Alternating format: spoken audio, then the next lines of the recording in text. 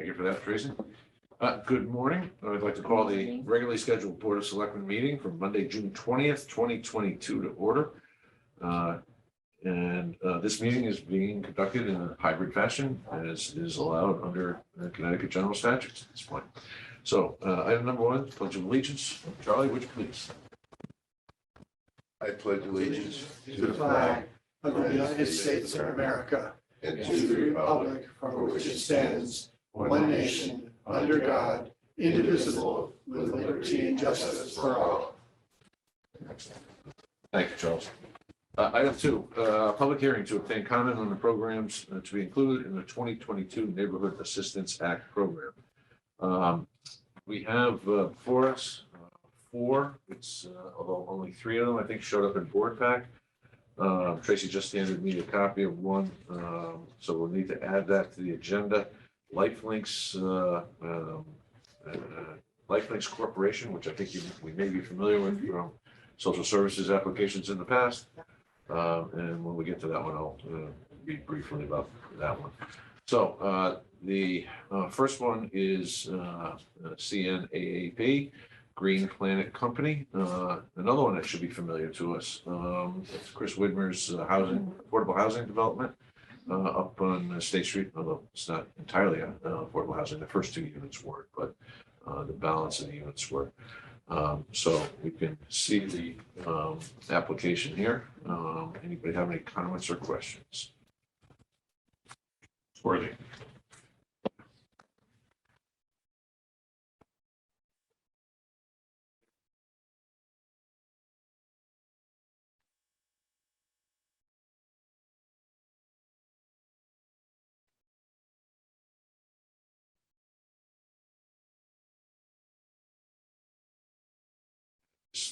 Primarily for energy conservation.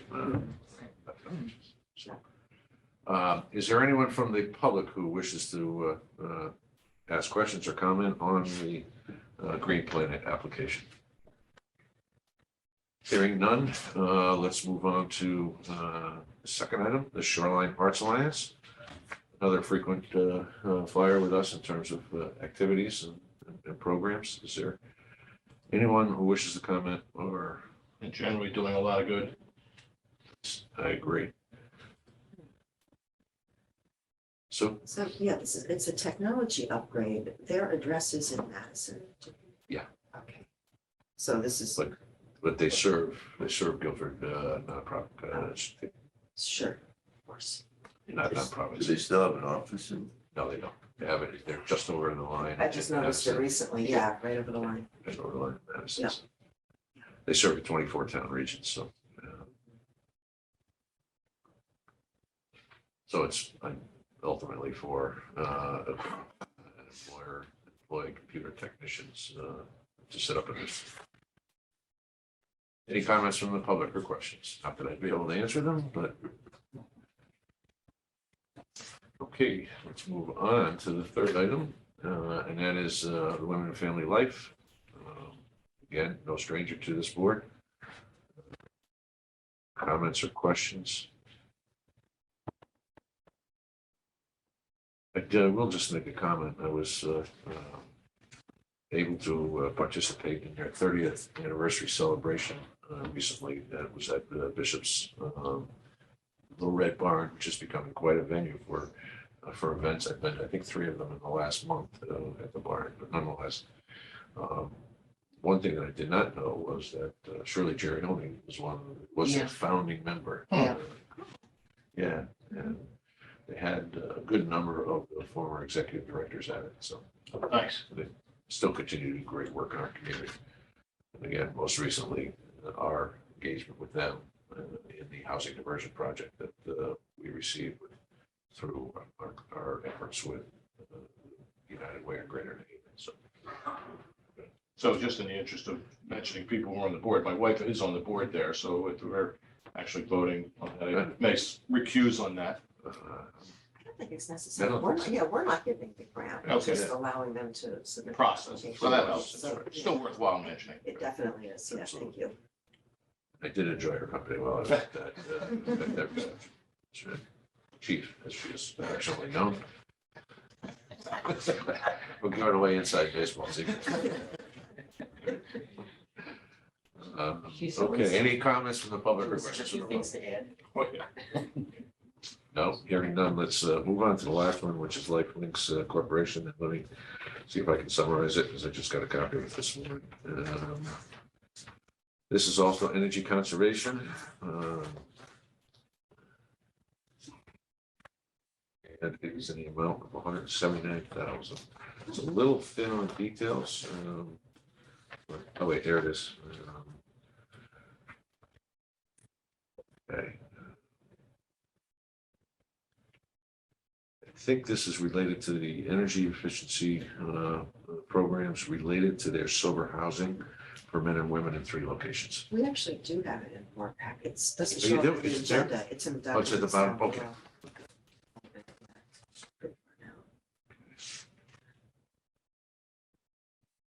Anybody want to take a look at that or any comments? Anyone from the public wishing to make a comment or ask a question on that application? Hearing none, having satisfactorily addressed the 4 applications for the Neighborhood Assistance Act program, call the public hearing is now closed. Anybody online? Doesn't look like it. Yep, there It's is. like the number of applicants is down this year. You're right.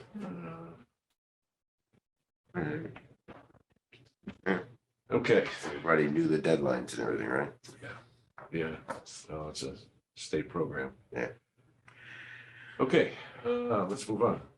Item 3, public forum. Anyone wishing to address the board in public forum?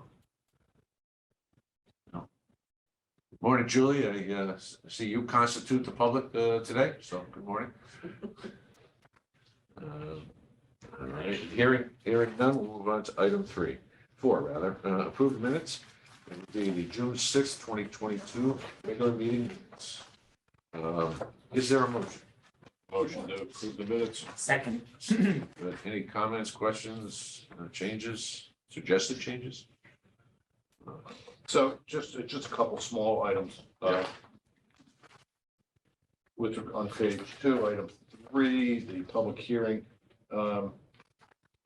We discussed the moratorium on the cannabis establishments. And the second to last paragraph says, Mr. Hoey said he believes they can continue as long as they want. In other words, us continuing the moratorium. Then it said it becomes allowable. If there's no, just the it is, we're making reference to the ordinance, the statute would come into effect if we didn't continue the moratorium. Is there some clarification? Right, I think what I meant was something along the lines of, It's just. it would be an as of right use for property if we don't. If In accordance with the state. In accordance with the state and our local zoning regulations would be the clarification. Okay. Right. Tracy shaking her head on that? Yeah. Okay, cool. And then on the next page, just a couple small items, typos, really, or the one clarification. Page 3, item 1, first big paragraph at the end, just a typo. They did have a few follow-up questions to make sure certain things were included, I think. The 4 paragraphs down, Mr. McGee said that as part of Lake Quannapock subcommittee meetings, they have been discussing Lake and they are supportive of the dam upgrades. I think he's referring to the Lake Association. I'm not sure what that is. Discussing with the Lake Association. I thought that was the context of that, but I can't tell. I don't think this would. Is it just the lake? I don't know. I think it is the lake. So it's not necessarily the Yeah. association, so No. it's just the lake. No. So it's just Although Janice, did we get support from the association? Do you recall seeing anything? Support for Well, the, the Lake Quannapock Association in terms of support for the work on the dam? no, we have, no, I not don't think we've seen it. specifically, an actual letter. They're aware of it though. Well, I do know that Joan Stedbacker, who is very active in the association of the lake, is supportive of the project, so. Right. So I think the lake It's is just missing there. And then the last paragraph in that section before the motion, they gave $3 million, they probably have $3 million in capital. So just, again, small typo, but clarify the point for somebody who's trying to read these. Thanks. Tracy. Anything else on the agenda? Let me try your minds. All those in favor? Aye. Opposed, Aye. abstained? I was there. Right, Charles. That motion carries. Item 5, Finance Director, Debbie Jean. In person. Not- For a not- few minutes. I think. I'm up oh, there you're- too. You're also in your office, I see. Yes. Impressive. That's how efficient I am, boss. One of you is not a sentient artificial intelligence, is there?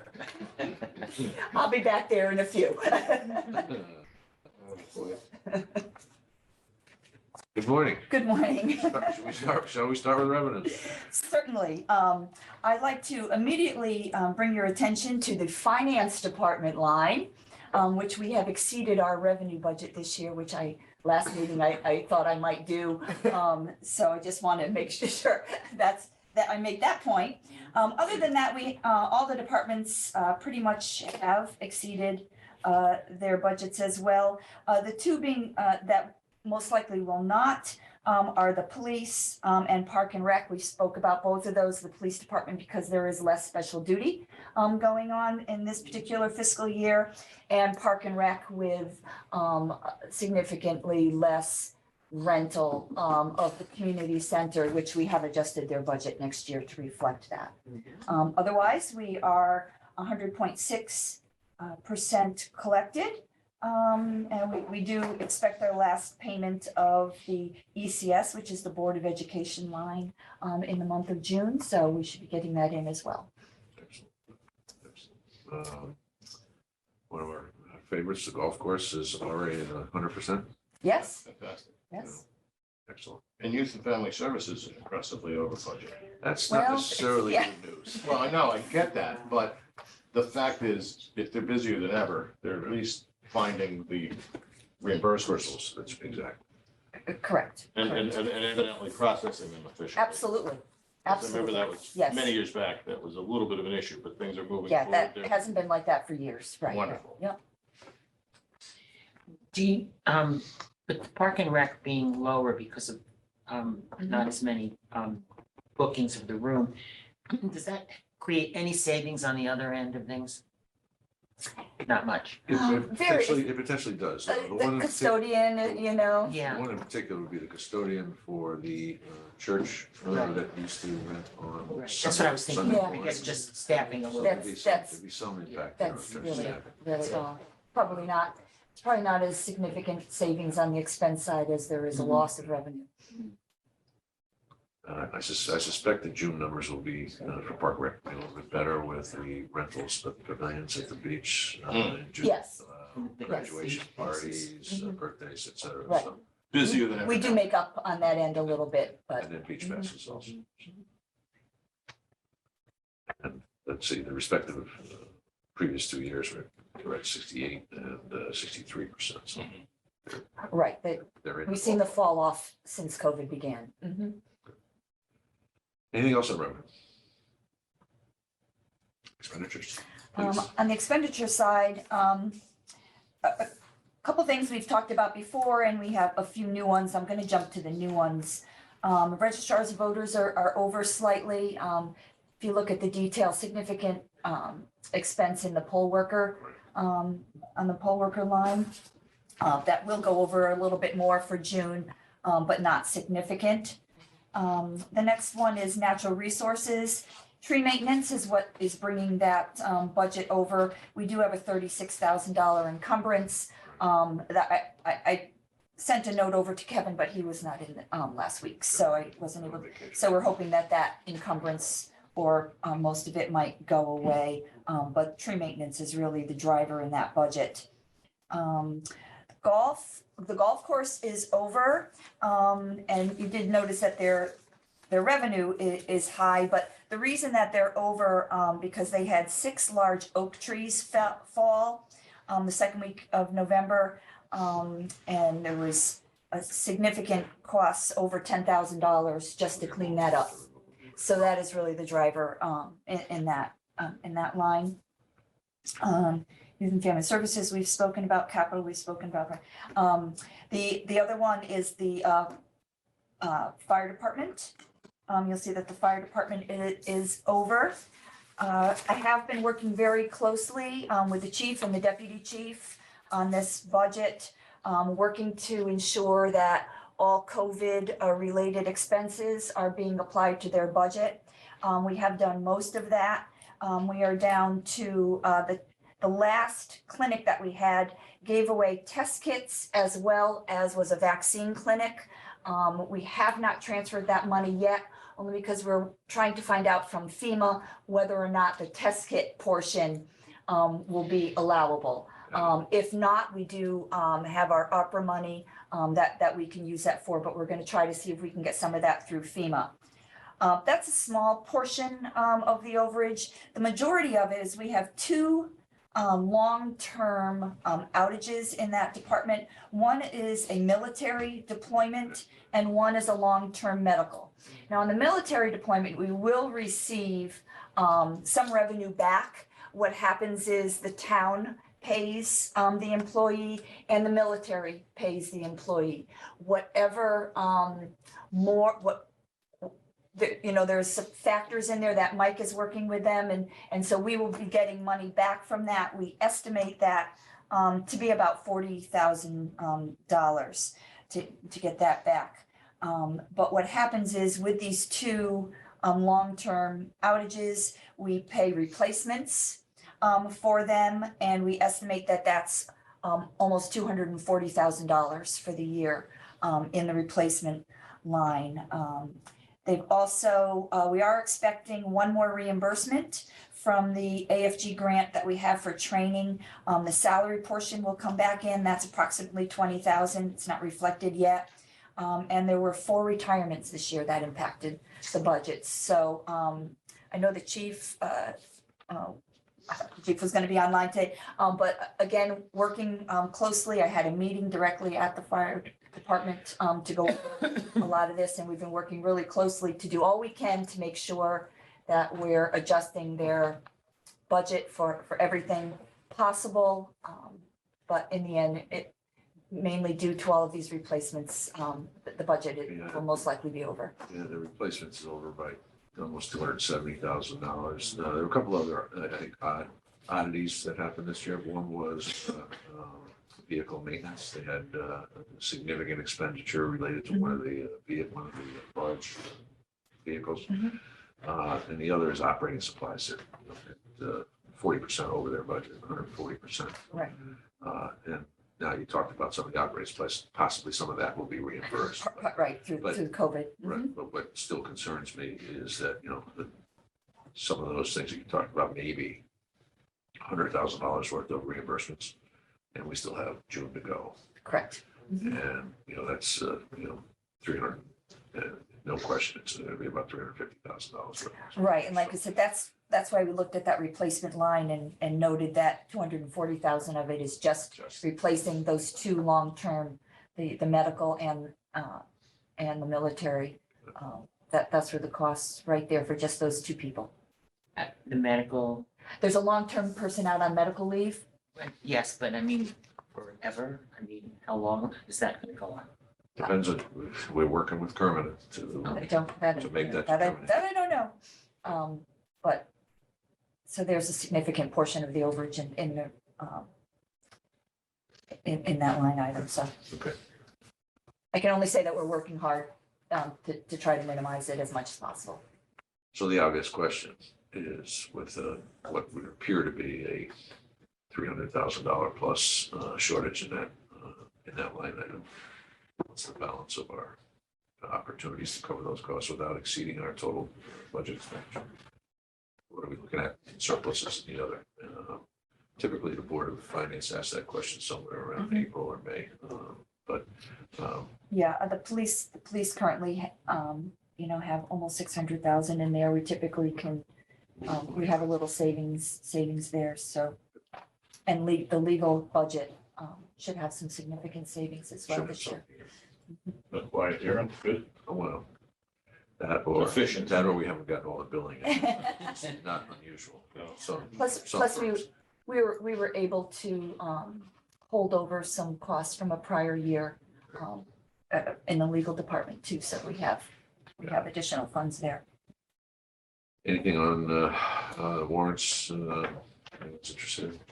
Get those questions tonight. I hope not. I didn't bring those with me because you normally don't ask me. I didn't bring my computer. It's sitting at my desk with my name on it. We let you handle that meeting. All right, medical. So the medical, at this point, our medical budget is, as far as the standard budget, is doing pretty well.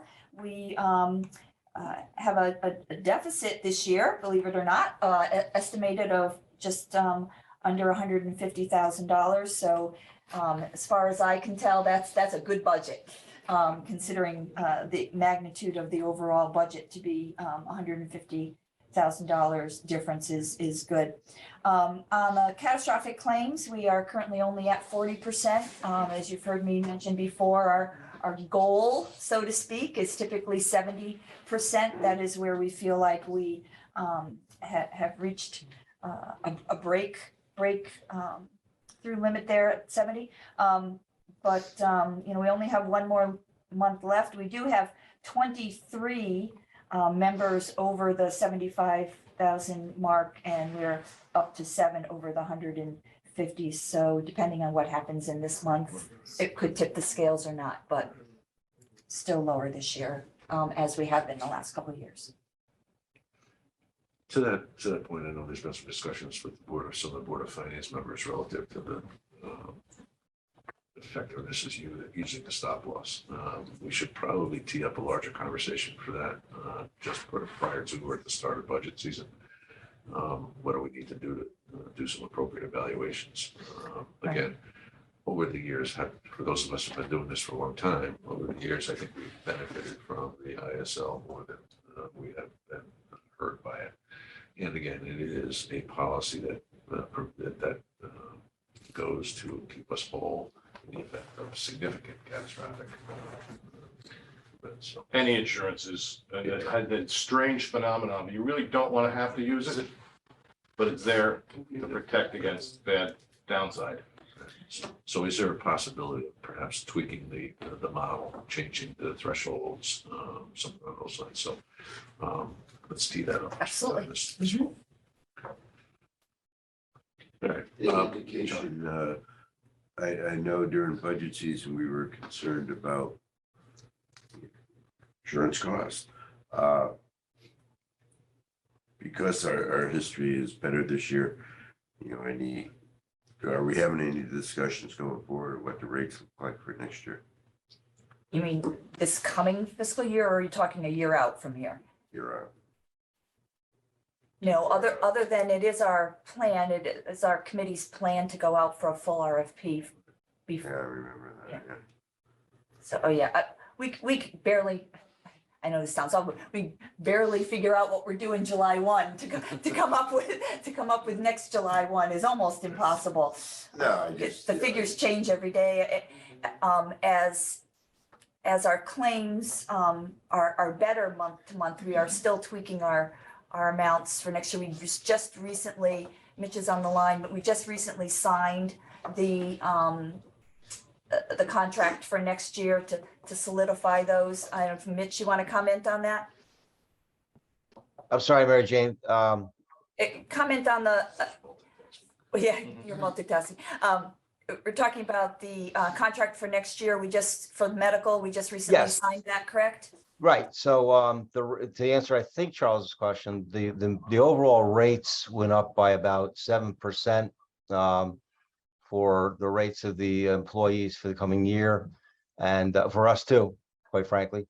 And going back a second to the comment that Lou made about the ISL, you know, if we get a couple of good years, we should hopefully be able to reduce that premium. The reason the premium has been so high is because we've exceeded it each year. And as you mentioned, you know, you have insurance, you hope not to use it. In this case, we look like we want to use it. If we do, that's fine, but it's also going to increase our premium year after year. So this will hopefully, you know, with the ISL be a better trend for us going forward. Mitch, do you know where we are with the, did we go out to bid for stop loss for this year? I'm not sure. I don't think we went out to bid. I know it was looked at, but I don't think It we was went out to looked bid. at. But We did- next year, as you mentioned, next year we're looking at Right, a okay. full RFP. I, That's correct. I think I recall. I think Anthem came we down were- on we their were- costs, right? We were advised not to, only because going out to bid, you would have to do the whole package. Because Right. it's that Correct, stop that's right. loss, you want to align your stop loss carrier with your regular carrier because of the vacancy, the variances in Right. coverages and what gets paid for at what rate. But there was potentially gonna be a big hit for this coming year that got pushed off for a year Yes. because I can't remember the term about the coverages. Oh, the leveraging? Yeah. Is that the word? Lasering, the lasering. Lasering, okay, I knew it was in health. Lasering, right. It's And a new so- term for us, So I think that's partly what you're concerned about, and so in this coming 12 months, starting July 1, you are gonna be doing research into this because Right. we have a potential hit for 23, 24, right? That's why we're planning on going out to bid for the whole package. Are we getting any feedback from other towns? I mean, this affects everybody, so. Yeah, the conversations over coffee at CCM meetings and COG meetings we're all in the same boat. Everybody's getting significant healthcare increases. So, and, you know, there's probably a good reason post-COVID is one of them. But the pent-up demand that is being finally exercised. Anything further? All right. Okay, thank you. Item 6, an engineer, Janice Blasiak. 6.1 is to consider and take possible action on a recommendation from the Waste Transfer Station Advisory Committee regarding a fee increase. And Janice has brought Bob Jacob with her to, I just want to acknowledge that Bob was the chair, or maybe the only participant in the. No, I'm not even the chair, but I did a lot of the work. He took the lead on analyzing the fees, so floor is yours. Yeah, so, thank you. As you know, the transfer station has been operating a bit in the negative for the past couple of years and working with the newly reformed advisory committee that's been meeting for about 1.5 years or so now, trying to address this issue of kind of a shortage of revenues for the amount of expenses we're having there.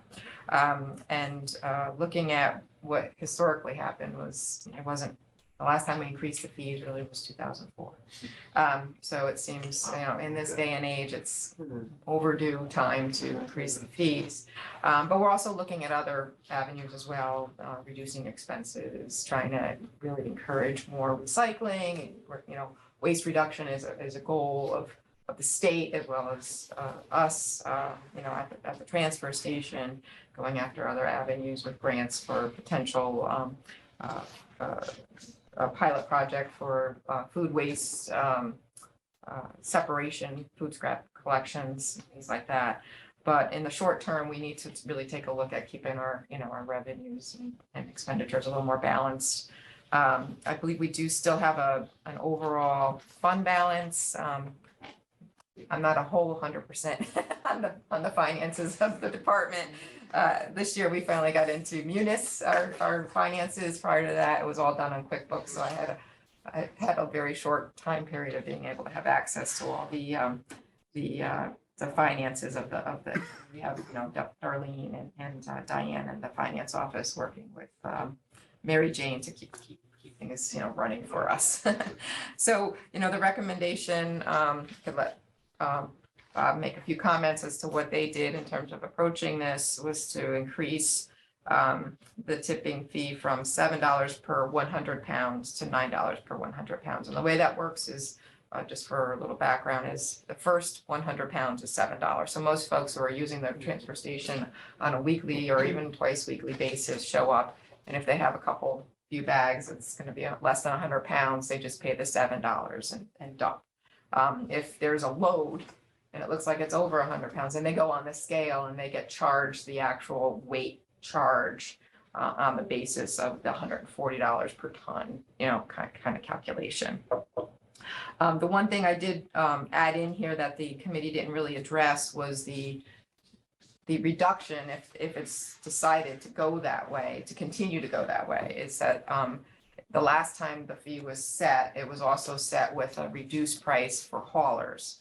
And we only have one hauler that currently uses the transfer station, that's Leeds Family Refuse. And they're out of Madison, it's a small operation, and it's just easier for them to use us as a place for, disposing as opposed to going to one of the facilities directly, which most of the haulers that service both Madison and Guilford go directly to the facility to dispose of the recycling as well as the trash, because of the lower tipping fees that are available there as opposed to our station. But just because of the size and convenience, that one hauler does continue to use it. So in the past, there was, and I don't know the reasoning or any of that, it was $25 less per ton of a fee that was set. So at this time, whether you want to consider that or not for going forward with, if you do choose to change the rates, is to also change the rate for the one hauler. How does the reduced fee, is it reflected in the cost? I mean, is it subsidized even with the reduced fees? Is it still a subsidized situation or? Well, first off, their fee before reduction would go up like everybody else's is going up. So the reduction would be off the higher rate. Right. So they're gonna pay as much more per 100 pounds or per ton as they're paying now with that rate increase. Yeah, I guess my question ought to start with. But it's all a deficit. So no matter what we do, we're losing money until you act on potentially what we're recommending. So at this point, and I have a couple copies, unfortunately not enough if you want to I pass. don't have it. Oh, you do have, oh, good. Yeah, thank you. Wow. Yes. Wasted all that paper, but at least it'll get recycled. So this answer is probably in the paperwork, but let me ask anyways, if the average loss is 62,000, but that does not reflect the contributions from the towns. That's right, and that's what that second paragraph is. Right. Is so- that that's the actual loss at this point. And again, understand this is averaged out over the past 5 years, and it's not 100-foot view. This is just way up looking down at the reports I was able to access. Sure. Our current cost, including what the budget line items and the deficit spending, is almost 25% that we cover of the overall budget or the overall expenses for the transfer station. The two towns combined cover 25% of that. The other 75% is what we take in from recycling and what we take in from those who are paying to dump their waste. So let me ask again, if the loss is 60,000 and that doesn't include the 170,000 coming in from the towns, doesn't that make it 110,000 profit? What am I missing? The loss is 60 without including the 170. So we spend the 170 and we spend the 62. So that's the actual cost. I don't quite understand the question you're asking, Sue. It's probably just the terminology. The loss, I believe, is including The loss does include the Yes. 170. Okay. yes, I believe Okay. that's. No, the 62,000 is the deficit, the average deficit. Mhm. But that For 5 includes the years. town's contributions? We spend $170,000 and we still lose Right. 62. Okay. So it's how I'm saying. Even after the subsidy from the towns, we're in a Right. deficit. Yeah, Yeah, we're yeah. running in a deficit. So if we I want to understand. break even, we need to raise the 170 plus the 62. Okay. Can I ask, are you all set? Absolutely. Yeah, no, it's fine. Let me understand the situation with the haulers. Is it a good thing or a bad thing we don't have any haulers? Do we want to encourage haulers or are we just as happy that we don't have them? We don't really have the capability to take, I don't The think, big haulers. the big haulers amount of So, trash and We're set up I don't- for retail individuals. primarily, yes, yeah, really. The biggest immediate impact I think we would see if we were to convince the big haulers to come is both of our waste haulers that we pay to haul out of there would immediately say, we got to renegotiate this contract because we're not set up to haul that much out. If we're losing money on everything we do, why would we want to encourage increased volume? Yeah, no, I understand that. That's what I'm trying to get at. So why, Yeah, so we don't want to do anything that would encourage.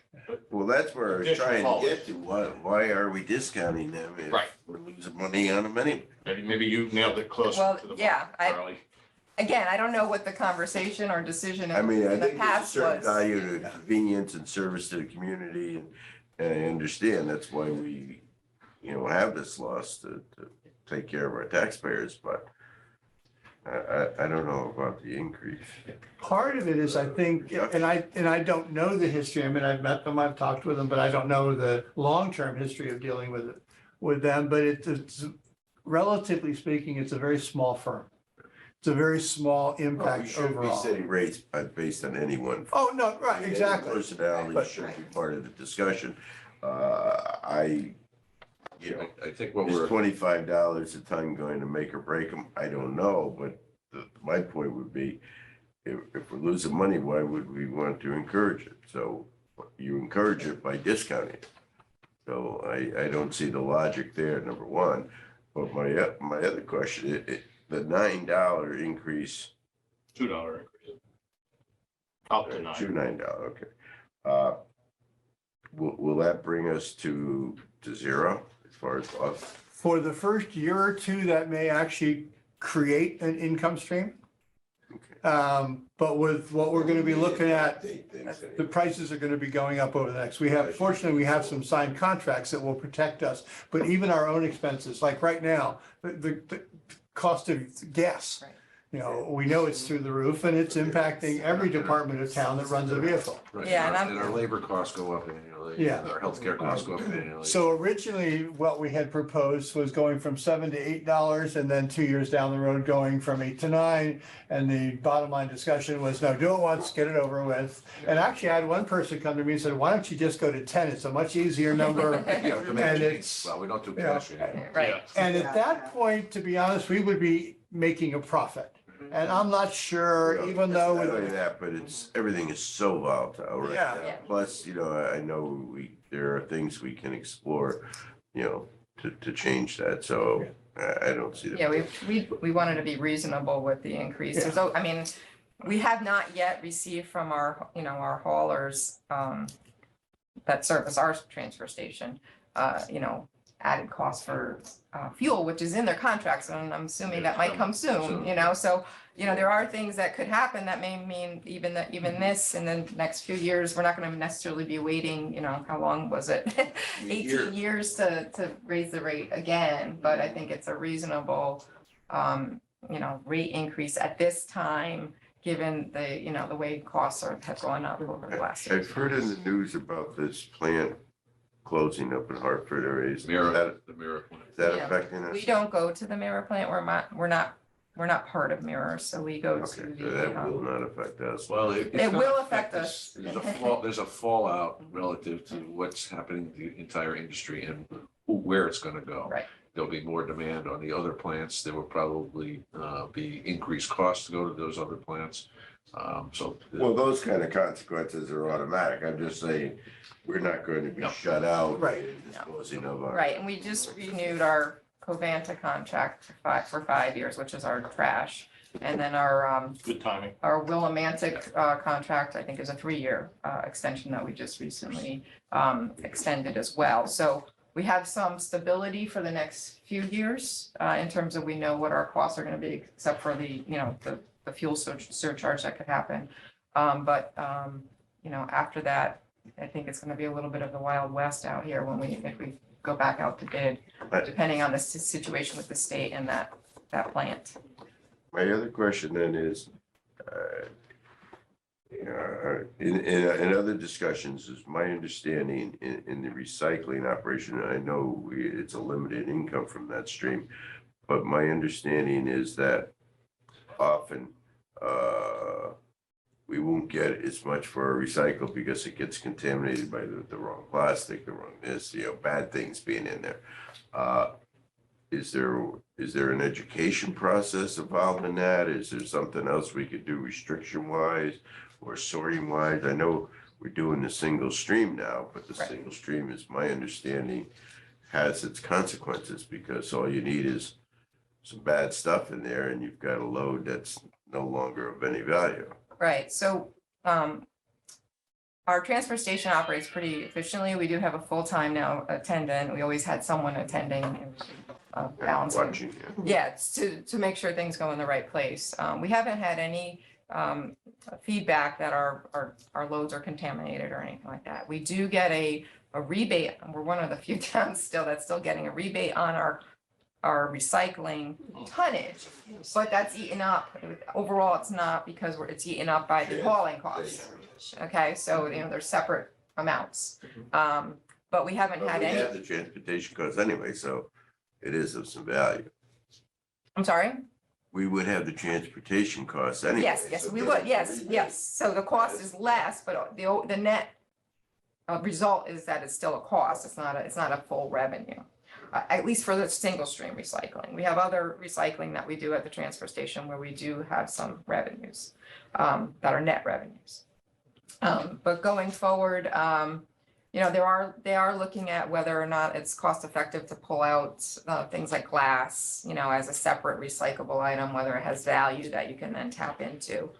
Those are things we'll continue to look at in the future. We're a little hemmed in with our space availability too at the transfer station as to where we can offer additional space for a separate recycling opportunity. But given that we're locked in for the 3 years, the 5 years with Covanta, that gives us time to look at how things are going to evolve, either away from the single stream or with options with single stream.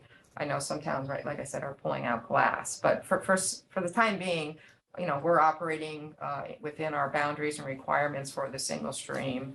And I think as a whole, the state is looking at how many other things can maybe be pulled out or be revenue producing recyclables, or at least non-contaminant recyclables. Well, I agree with you that I think it's probably as well run as it can be now with, the space constraints and that type of thing. But I mean, that is an area where a little bit more education, a little bit more work, but the same old story would require the attendance to. Well, and the committee itself has an education group in the committee, subcommittee that's really trying to target education. It's great With- YouTube that they put out. Yeah, they're really trying, and I've been putting out articles too about reminding people what needs to be, separated. Sorted in that type of- Yeah, and there's an app, there's a CT Recycle app that's great to put on your phone if you're wondering if it can go in the recycling bin or not. And you just look it up and it tells you. One of the challenges is a lot of it is wishful recycling. A lot of people want to recycle something because they think it should be, but it's not recyclable and then it just contaminates. It's Amazon bag. So, there's a great app, CT Recycle, and you can just look up any item and it'll tell you whether it goes in single stream or not. And if not, it goes in the trash. It's better to be in the trash than to be a contaminant in the recycling. Yeah. I have a few It's a- comments. Go ahead. I may be the outlier, but I do believe we should raise the fees. I really think we should just go up to $8. No, I- 9.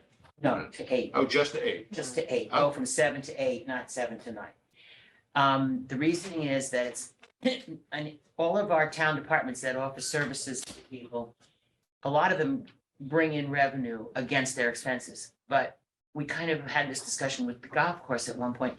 We're not trying to make all these departments bring in revenue again, meet their expenses and perhaps over, because people are already paying taxes for these services. So it's great when revenue comes in and we see a fair amount on all the various departments. And I think it's too bad that it's 18 years, but that's water over the dam.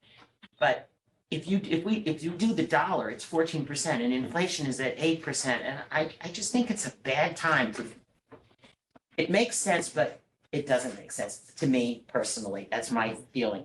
You all might not agree with me, but that's my feeling. What would the cost be of changing the fee? I mean, other than printing the tickets, which you probably do on a monthly or annual basis anyway. So that's the only real cost of changing the fee, right? I mean, if we pass it, whenever it takes effect, doesn't. Yeah, so the main thing is to educate people and, get the word out that the fee's going up, but that's no cost. And they're And really, I just had one more comment with that. I think August 1st is too soon. well, we're gonna do July 1st, so we waited till August 1st, haven't talked with the finance department, so we can. The reason I brought up the cost is to Sandy's point.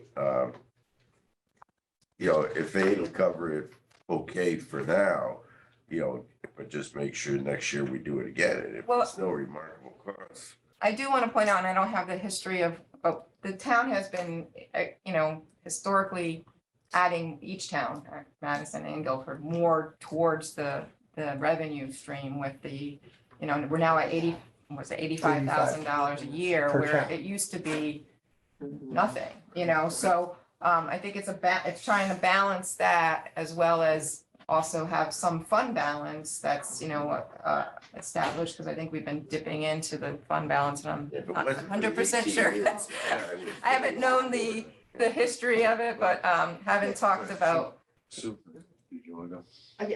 Yeah, no, finish your and, thought. you know, and I do think we're gonna see fuel surcharges coming in the short term. And I don't, you know, so some of the thinking is that our costs are going up faster, I think, right now. We're gonna be getting our new rates from Covanta, because it goes up, our trash disposal with Covanta, our contract is linked to CPU. So, you know, it's gonna be higher than it was last year, for sure, this year. And so that hasn't really been factored in terms of what we're recommending for this increase.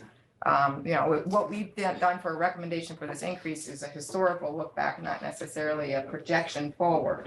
So keep that in mind. So it was felt that it would be better to cover our you know, costs going forward, at least for a number of years, and not have to keep raising it either every year or every other year, because it hasn't been something we have historically done. Well, here's a thought that might address that point, make it easier on people, and also I think would encourage conscientious recycling and composting and so on, is to also allow people to pay for a bag.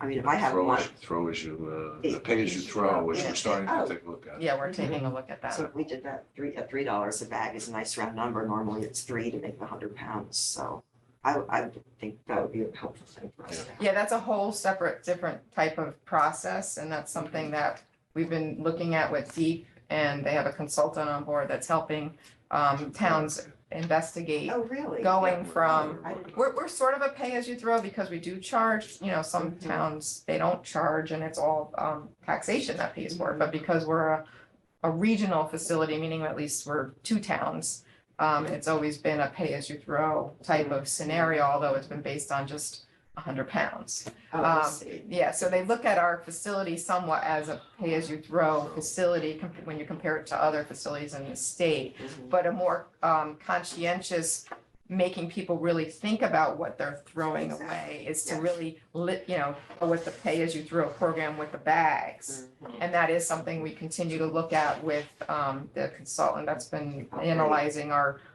Well, what- tonnages and I things like don't, I that. don't understand the downside. If we're already considered pay as you throw, Because it involves negotiating with the private haulers to do exactly the same thing. Yeah. So it's not just our facility, we would implement it town-wide in both, I would assume in both towns, to so you, have them, And that is to achieve a different means. That is to reduce waste stream, the Right. waste stream overall. It's not intended to impact pricing. In fact, they try to build the model specifically so that it doesn't impact the pricing, even though paying for the bags is gonna be a little bit more expensive. to Susan's point, the 100 pound, they normally eyeball by the 3 bags, like you said. I don't understand why just making that change makes it this whole new program.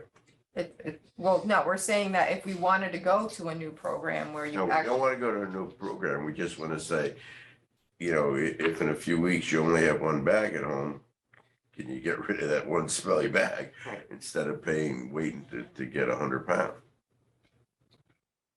that would be a decision to make a different kind of pay, you know, scale for disposal at the transfer station. This has historically been Okay. 100 pounds.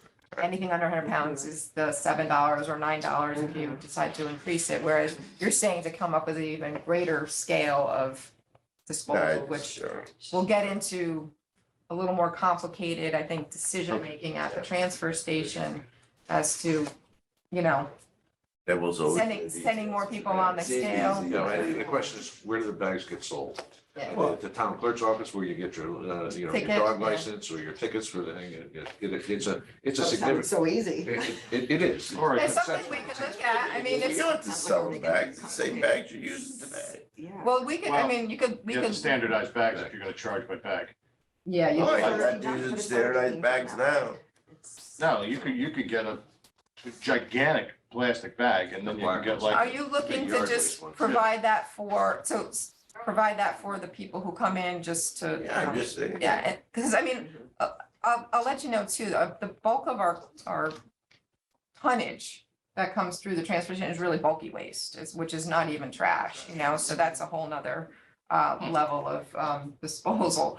But I mean, if that's something that you're looking to offer as almost an incentive, that's something I'm sure the committee could look at in terms of, it's still gonna be this, but going forward, we could look at instituting, but if you do this, there's a benefit. And I think you may be able to really incentivize particularly, folks who take the time to go to the transfer station, which tends to be retired folks or, folks who don't have to work. Or do it on a Saturday and maybe incentivize those folks to really, but it would be like a subset of the overall tonnage, which is gonna be a minor amount, I think, when you look at the overall tonnage. I do want. I think it's a good idea myself. I do want to comment on the step methodology. And that is that currently, anyone who does not bring their garbage to the waste transfer station has endured 18 years of rate increases from Right. private haulers. So this has been a benefit that has been accrued to only those who use the waste transfer station. And I can tell you as an individual who uses a private hauler, I have seen easily more than a 28% increase in the rates over those 18 years. So what in effect we're doing is we're subsidizing the taxpayers are in effect subsidizing those folks who use that, like we do with a lot of other programs, okay?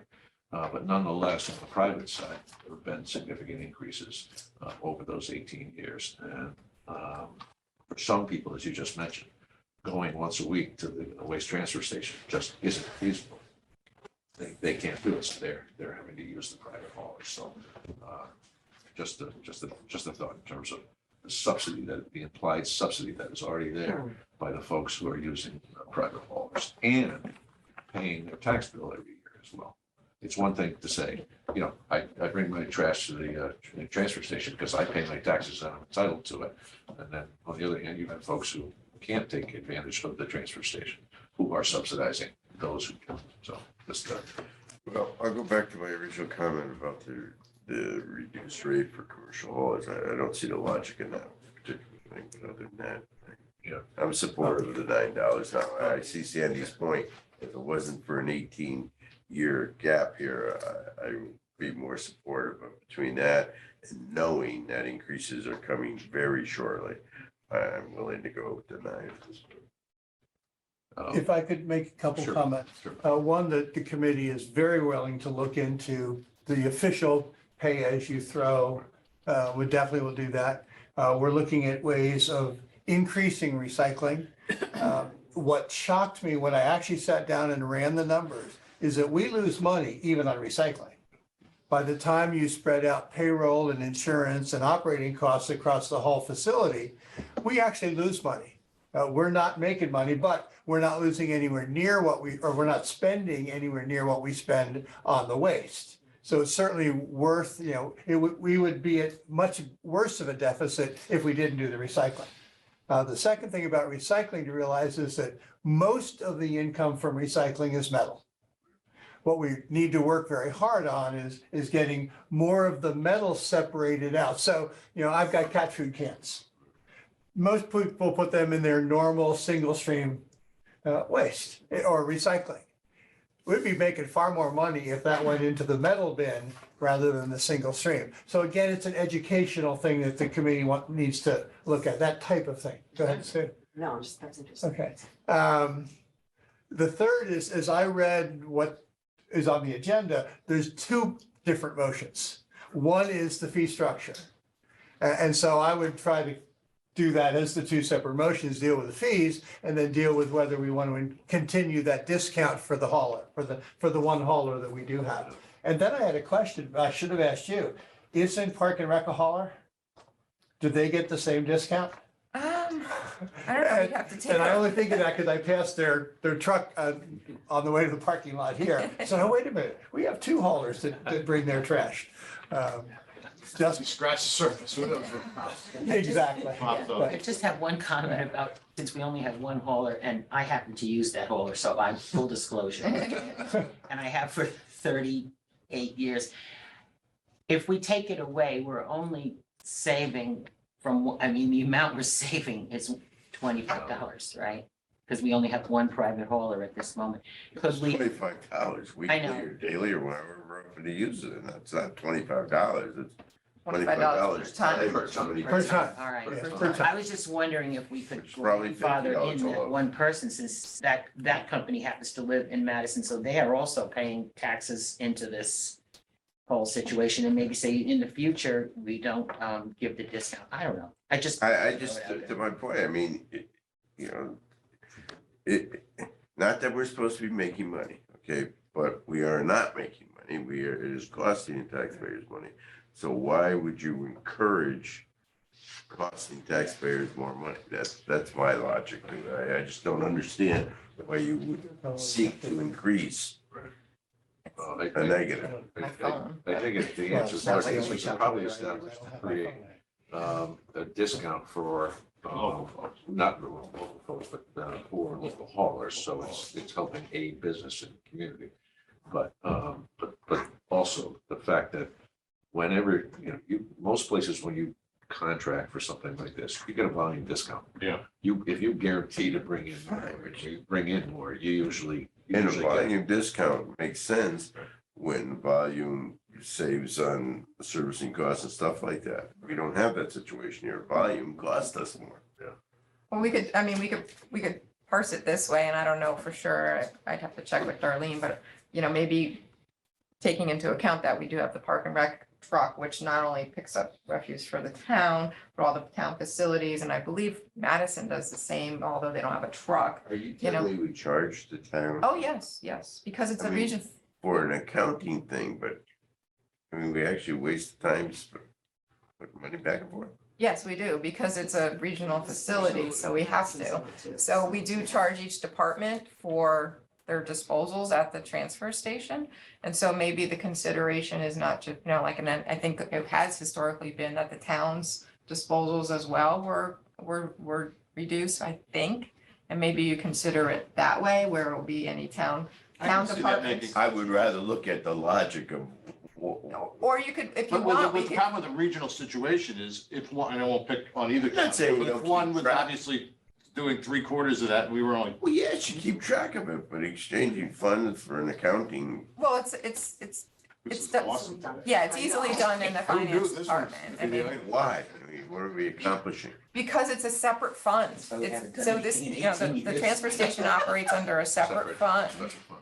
As a special fund, and it serves two communities, so we have to keep the books for, the use, even for each community. And we actually have a severely outdated document between the two communities. agreement, yeah. The agreement, and it stipulates those kind of things relative to the operating procedures, so. There is already some concern that Guilford is a dominant user of that facility, Right. only because of the location. It's in Guilford. It's far less likely that somebody from North Madison is going to come down and use the waste transfer station. On a regular basis. On a regular basis. Keep in mind, even if I have a hauler, but I still use the transfer station for bulky waste disposal, and, like if I have a lot of boxes and I want to get rid of them, I'll take them to the transfer station or whatever. So it provides that service even if people use a hauler. So it's a benefit, whereas like some towns don't even have a transfer station. My such goodness as North gracious. Branford. Even things like an air conditioner. Yeah, Which we gotta get rid of. Right. For $10, you have a decent place to get rid of an air Or conditioner. tires, or, anything that you have accumulated in your house that you want to get rid of, it provides you with a place to safely take it and properly dispose of it. That's So may I that's say- television in your house that's. Right, yeah, the e-waste, all the 3 feet deep. e-waste, so, it's a benefit beyond just regular weekly trash pickup and recycling. Maybe you just deal with the tipping fee increase now, and we can talk about the hauler situation at a future meeting if there's more questions, and we can maybe spell out a little more specifically what that impact really is. I would think if we want to do that, we're going to take a deeper dive on the private hauler stuff. I would suggest that we leave the discount in place at this point so that we don't unfairly impact that individual. Because otherwise, if we don't say this 25%, maybe it's silent. Well, maybe we have to define who haulers are too, and if you do decide to either act on it now I or. don't think to define them and any of that should have any bearing No. on commercial costs. Not saying specifically name them, but I'm saying more define them as, they provide waste, trash as well as recycling. That's my understanding of a hauler in the, Accounts. the sense, the state definition of what a hauler is that they provide a service to pick up people's trash and recycling. They can't just be, bulky waste, haulers or, Rented. or businesses like a contractor who likes to just dump all their stuff there because it's easy or something like that. And then that would just be a general definition that you embrace, and then that would also cover the towns. If the towns are bringing recycling and trash to the transfer station, then that load would be considered a hauler's load, which our truck does. It separates recycling and it separates trash from the facilities and the parks and things like that. So they would also benefit from being the defined hauler, but no other outside, entities would necessarily be considered a hauler and get that discount. Awesome. So we're only voting on the seven Yes. base price increase? And then we'll be evaluating the private hauler situation. Yeah. The other thing I just want to mention too is, remember, Guilford has 22,000 people. Madison has 18,000. All right, so it is significantly likely that Guilford is getting the lion's share of the benefit of this, even though we're splitting the cost 50-50. Well, not 50-50, because my time is not being Well, reimbursed. There's- I was gonna say, there- They're doing more in you know, kind services. But there's- but there's a- Darlene's is, Yeah, Yeah, right? Or Yeah. yeah, Darlene's so, is. yeah, but like mine and my administrative assistants, salaries go to But that support. feels like an appropriate offset. So Right. there is some benefits that, the transfer station reaps from the town of Guilford that aren't supplied by, the town of Madison, so. The other thing I need to point out is that I've had conversations with First Selectman Peggy Lyons in Madison. She's fully supportive of it. The agreement is written such as, this is the authority. We do not need Madison's board to approve, but Peggy has indicated that she's fully supportive, and I think is bringing it to them tomorrow. I think they have The same increase? this. Okay. All right, wow. With all that, I'd make a motion to increase it to $9, the basic drop-off fee for trash. Second, any further conversation, or have we exhausted it? I think that's the one other point that actually you calculated our last time we talked, the cheapest hauler we could find. Basically is if you take their quarterly fees, they're charging basically $9.69 per 100 pounds. Sort of what it comes down to, because that's the weekly, the minimum weekly payment. And so we're still under what the haulers are. Hauling away from our facility. Yeah. hauling. No. The haulers that are out there that you might hire to come to your house are charging more than even the $9 per From their 100 own pound rate. customers. Yeah, Okay. yeah. Thank you for that point. That helps. Anything further? Let me try your minds. All in favor? Aye. Oh, that's unanimous. Thank you, ma'am. Didn't mean to drag you along. no, it's all right. Mary Jane, I just wanted to make, effective date, we go on with the memo, August 1st. That works. Gives us enough time to Yeah. put stuff in place. And we're not dealing with the discount at this time. At this point, so the assumption is that the last motion carried, those haulers are entitled to a $25 per ton. That has not Off of the been, new rate. that has not been changed, so it's off of the new rate until such time as we make a determination. Well, And we will look into that as a committee as well and get our findings back to you. I think you technically have to approve the discount because the way it was approved, if you look at the minutes from that I supplied from the previous, was that it was like an actual rate, like I just calculated it as a $25 discount, but you know what I mean? They approved two doesn't- different rates. Doesn't automatically go up because the rate went up. Okay, so I'll entertain a friendly motion to amend to the 155 per ton. Is that the appropriate? Or, yeah, So for Yeah. private haulers, their new rate based on this new individual rate will be $155 per per ton. ton. Okay, so I'll make that amendment to our previous motion. Second, let me try your minds. So now we're including it to one motion. You want to do it as a Or second? you could do it as a Let's do it separate as motion. I would like to see it as a second. one. Fine, make it as a second motion. I didn't see You withdraw the motion. Withdraw the amendment. I'll make that as a second motion, as Charles Let says, me- clarified. Let me try your minds on the original motion, which is the $7 to $9 fee increase. Aye, Aye, that's unanimous. Is there a motion on the private haulers? that we, based on the change that we're making to the individual fee, I'd make a motion to have private haulers pay $155 per ton. Second, That's right. And we're not $155 per ton. mentioning the discount at all? Well, it's included in there. Okay. That's folded in there. that's an implied discount at 155. Second, I'll second that. Let me try your minds. All in favor? Aye. Aye. Opposed? Abstention? Opposed. All right. Thank you. Bob, thank you. Janice, thank you. I think we keep going. Sorry, Tom. Sorry. The trash later. It's not here. Yeah, where is Rick? You're right. Where's Let me Rick? put it this way, is the recording still on? It is. We're I gonna, need to get a fresh grinder. I'll be in the middle. I'm sorry. who's gonna take a little health break? Tom, you're counting down your days, huh? Yes, I'm so sorry to hear that, but I guess happy for you. happy for me, yeah, and my wife, yeah. Okay. She just retired on Friday, Oh, yeah, so Yeah. after 30 years.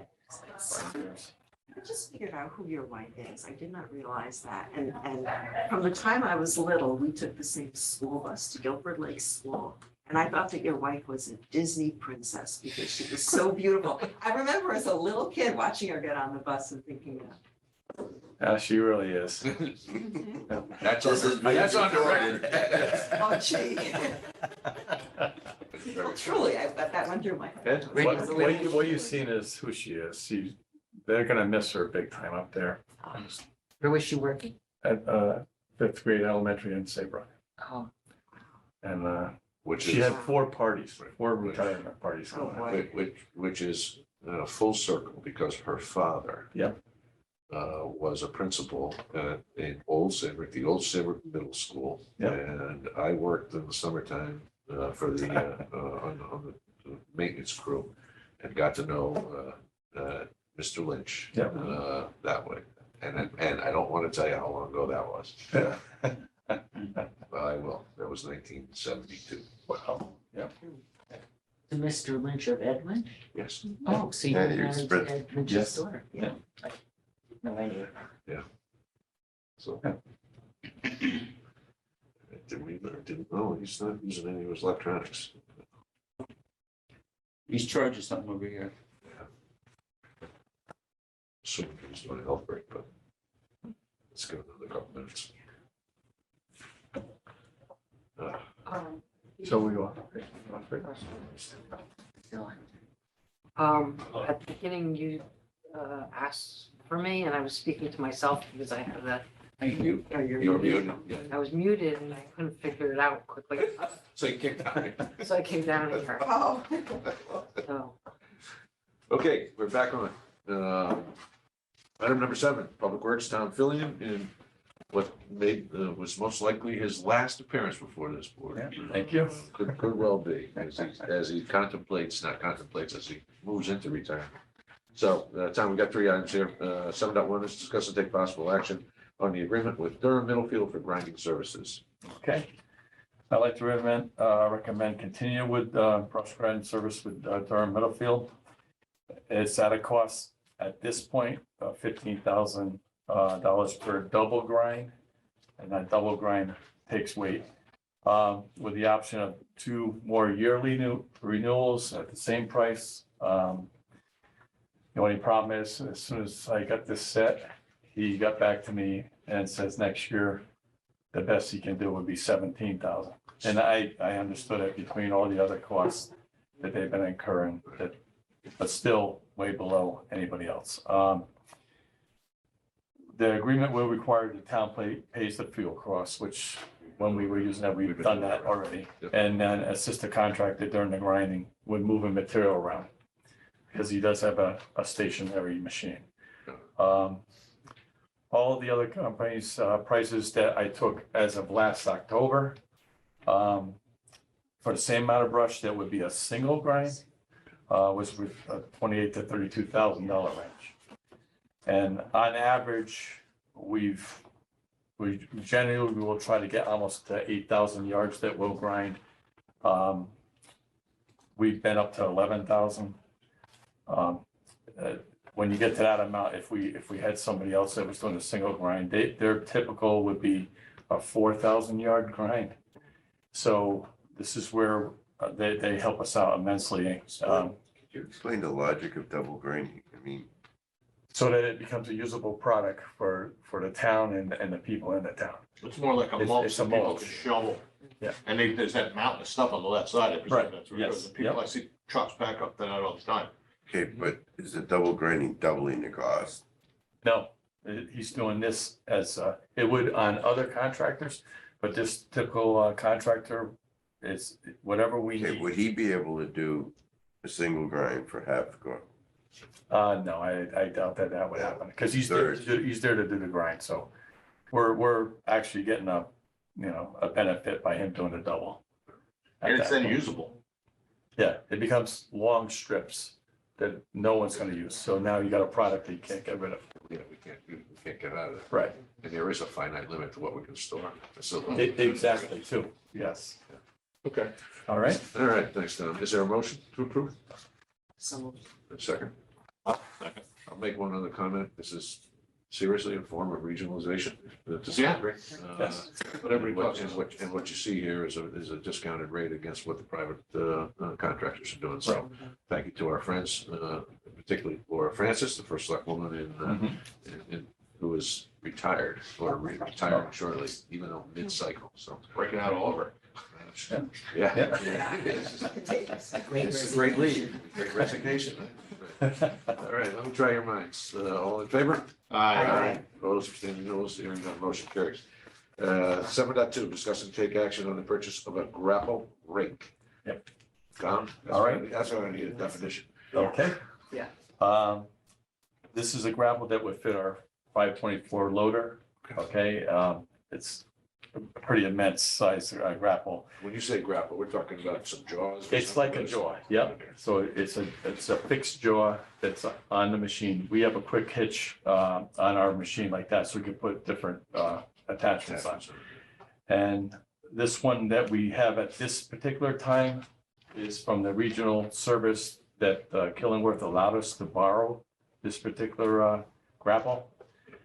And we borrowed it for over 5 years now. He's great Walt and Killingworth's excellent as far as working with us. You He can now- borrow it back and forth. We haven't borrowed it, kept it. We've kept it. Oh, my goodness Yes. gracious. And Wait a second, do we now take possession of it? What's- You're gonna bill us. How long before it's ours by law? well, Walt had called me knowing that I'm leaving. So he says, Tom, I would like my grapple back. Can we offer to buy his, can we buy his? Yeah, no, If seriously. they haven't used it, maybe he'd make us a deal on it. Before he did not have a machine for it, it's actually too big. So this attachment, we've used in some of the storms that we had, and we also use it like right now, we're doing a grind down the pit at this point. So I send that down there because we can grab a lot of material, and that's how we feed the machine. And it's been unbelievable as far as, especially nighttime when we have to go out for trees. We're able to manipulate the tree, number one, with this because of the size of our loader and stuff like that, so we can make it safer for a guy to cut the tree to begin with. And we just did one just last week, as a matter of fact. We had 4 trees involved. The big tree ended up bending over a bunch of other trees, which now puts things under pressure and makes it a very dangerous situation when we're trying to make cuts and stuff like that. So the machine allowed us to grab hold of it, to stabilize it, make a box cut, and then basically, even with the machine, we were able to compress so that the guy didn't even have to get near it, compress it, get everything down on the ground, so then we can cut it up. So it's an awesome piece of equipment that the town really needs to own. And that was the whole thing too. Before, I definitely thought about getting one before, but seeing that Walt couldn't use his, I figured we'll just stay using his. But now that's going back. Now, trying to find this particular grapple was another situation. So this is not state bid, but typically these are not on state bid. I had Carl do running on this. We have a cost of $26,093.75, which includes the freight. We have a window at this point of just to the end of the month before possible price increase. They'll hold the price till that point. It's going to take us 3 months to get the product as it is. And right now, as you know, steel prices, everything like that, everything's on the rise. So that's why this was the best number that we could come up with.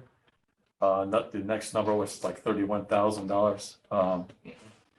So, and even just to find something that will actually fit the machine, because there's so many different machines out there. Most of your grapples are used on excavators because of the mobility of it. So I was planning on, we only invested $15,000 in capital on this. So I was going to go use the rest of a PO 35,570 and use that to purchase what I needed, so I can just do the full purchase of this. Got it. All right, That machine didn't get purchased, and will it have to be purchased in the future? The 35,570. No, we're all set with that. We're not gonna have to. Basically a change of mind on that, okay. mindset on that. And it sounds like you, among other uses, and it sounds like there's many uses for this, you are using it following storms and cleanup Yes, situations where there's trees down, dangerous work, as you point out at night. So there's a multi-benefit both to the town and everybody who needs to use roads and things that are blocked, definitely. and to your staff, it sounds like Yes, as well. it's a quicker move, especially because, Safer. yes, what we did before, when we had the hurricane before, is the use of getting in touch with someone like Peter Morrow and using his containers. And so we would make the cuts, and this way allows to load 20-foot pieces and get rid of it. So therefore expediting our cleanup of the road. So it's a valuable piece, definitely a valuable piece. All right, so is there a motion to approve the purchase of the grapple rake from ACS Industries, the amount of $26,093.75? So, Charles, John? I'll second it. Any further comments or questions? Let me try your minds. All in favor? Aye. Opposed, abstained, recusals, hearing none, motion carries. Tom, next up, yes, Okay, chip sealing. yes. Discuss and take action on award of chip sealing in certain town roads from state contract 18 PSX 0327. Okay.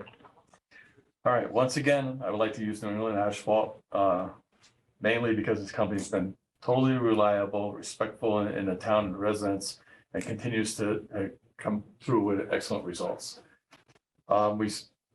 This year, we will be using the quarter chip again instead of 3/8. It's definitely been a lot better for people in town, and the roads that I'm going to be using this on, they're not as bad as far as needing that kind of armoring, but what we do need is the oil, because the roads are drying out. So part of the deal of putting chip seal down is to armor it, but also to liven the pavement back up again with the oil. And so I see this on certain roads that we need to jump on now to take care of, so that we don't have issues later on. So we're still working off the state contract that keeps getting amended. It's like, they just keep going forward with it.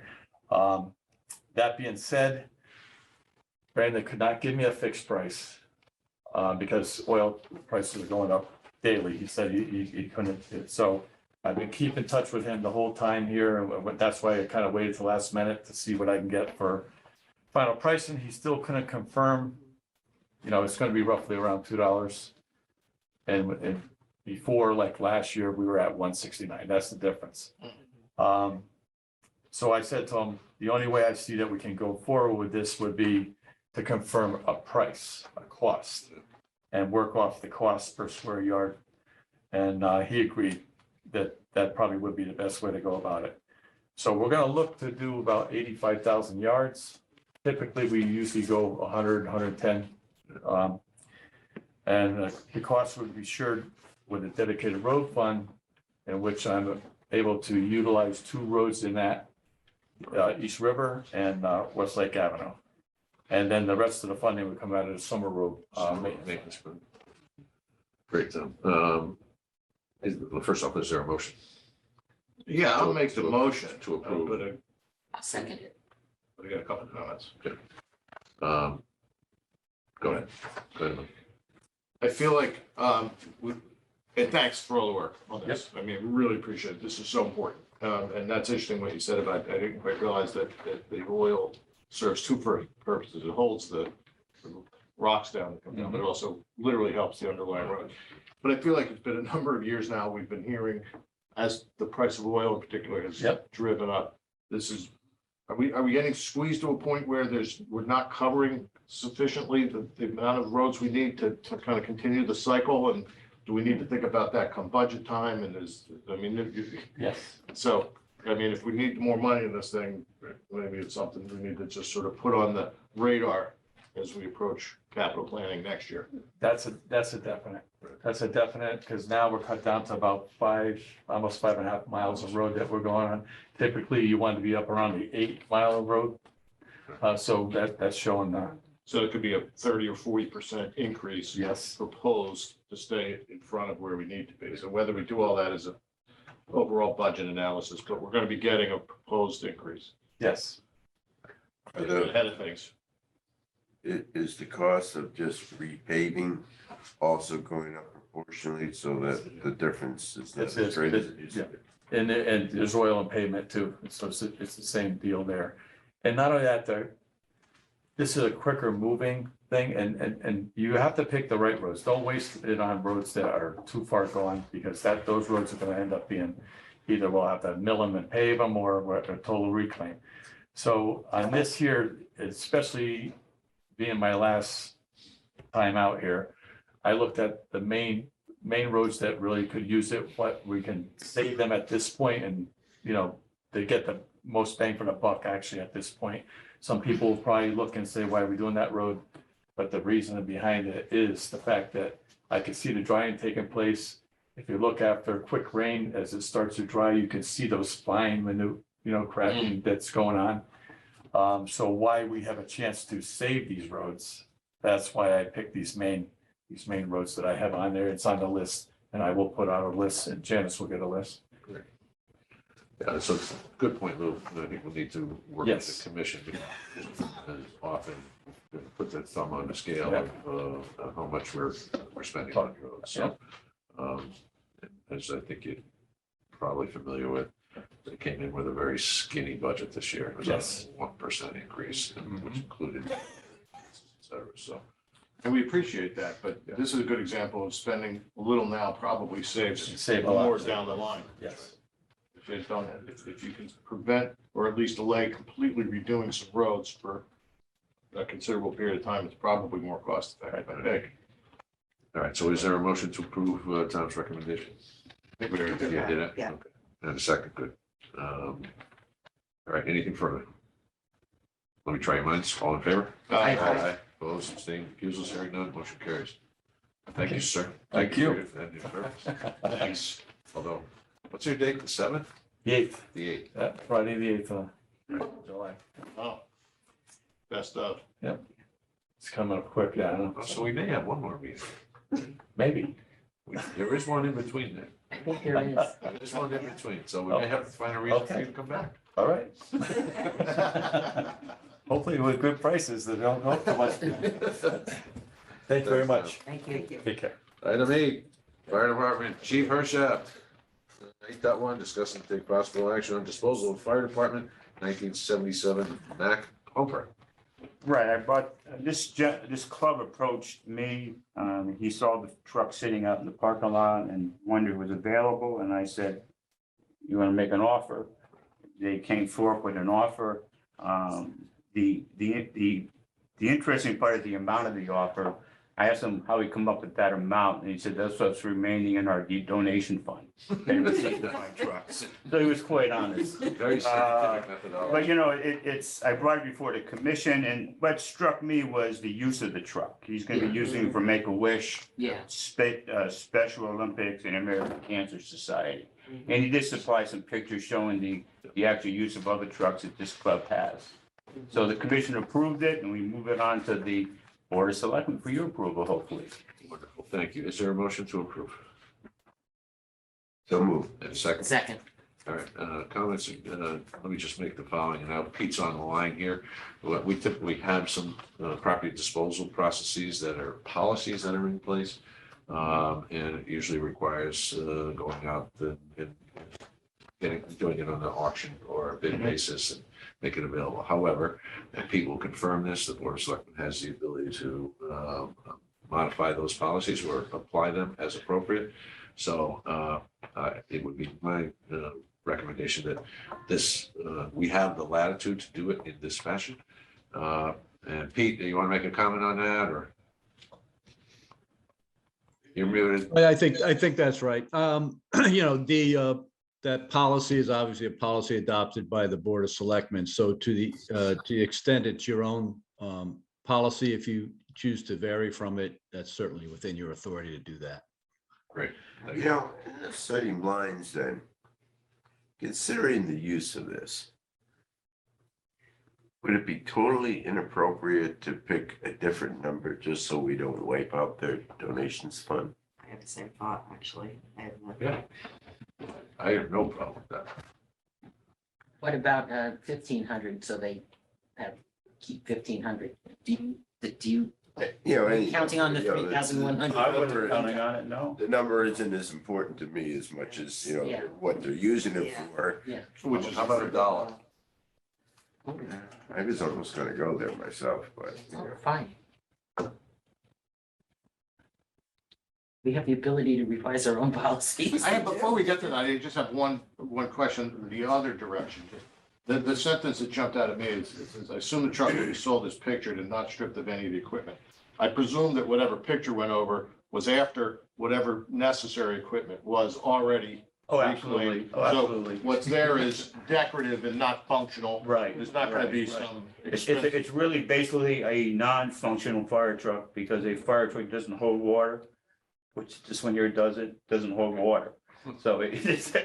Okay, got it. And so you have whatever was necessary Absolutely. for the purposes of your department already offered. Right, And then it just looks good for their purposes. exactly. And I'm happy with whatever price you guys. I'm assuming you're familiar with this club. Oh, very What familiar. they're saying is Yeah. accurate. Yeah, I'm very familiar with this club. So they would show up at parades and, as they say, these various events. Right. Okay. Maybe we'll get them to commit to Guilford Parade. There you go. A condition of approval. Charles, what do you want to do? I'm going to leave it to you, please, in terms of. I mean, if you seriously think a dollar don't make some sense, you can appreciate my concern when I saw special. Yes, I understood. It's a very special organization. So, And that's what drove me also, is that. well, Well, I'll move that, then we'll do the dollar. Second. wonderful. All right, let me try your minds. All in favor? Aye. Opposed, abstaining, recusals, hearing none, motion carries. Thank you. Pass along the good news. I will. To your friend, Thank John. you. Well done.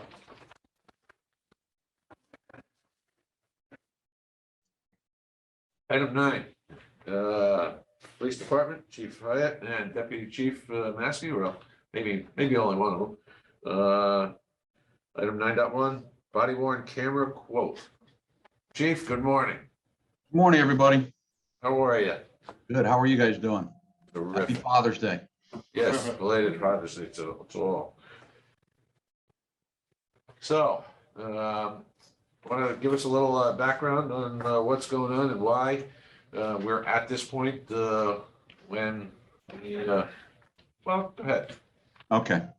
So I believe you have the copy of the quote in front of you, and it's for body cams, and it is for 38 body cams for the police department. The reason we're at this point is about 3 years ago, we purchased body cameras here, well in front of the police accountability bill. We've been using those body cams now for 3 years. The vendor that we were using is the same vendor we use for all of our vehicle cameras. The cameras all sync with each other, so it works out well. Unfortunately, about 9 months ago, that vendor was purchased by a much bigger conglomerate, and our ability to get body cameras replaced has turned into quite a bit of a nightmare for us. We have a contract with them, a warranty, extended warranty that we pay for with them. That when a body cam goes down, we send it to them, back to them. They replace it within about a day or two. And for the first 2 years plus, worked out really well. When it was the smaller company that we were dealing with, no issues. About 9 months ago, we started running into some issues.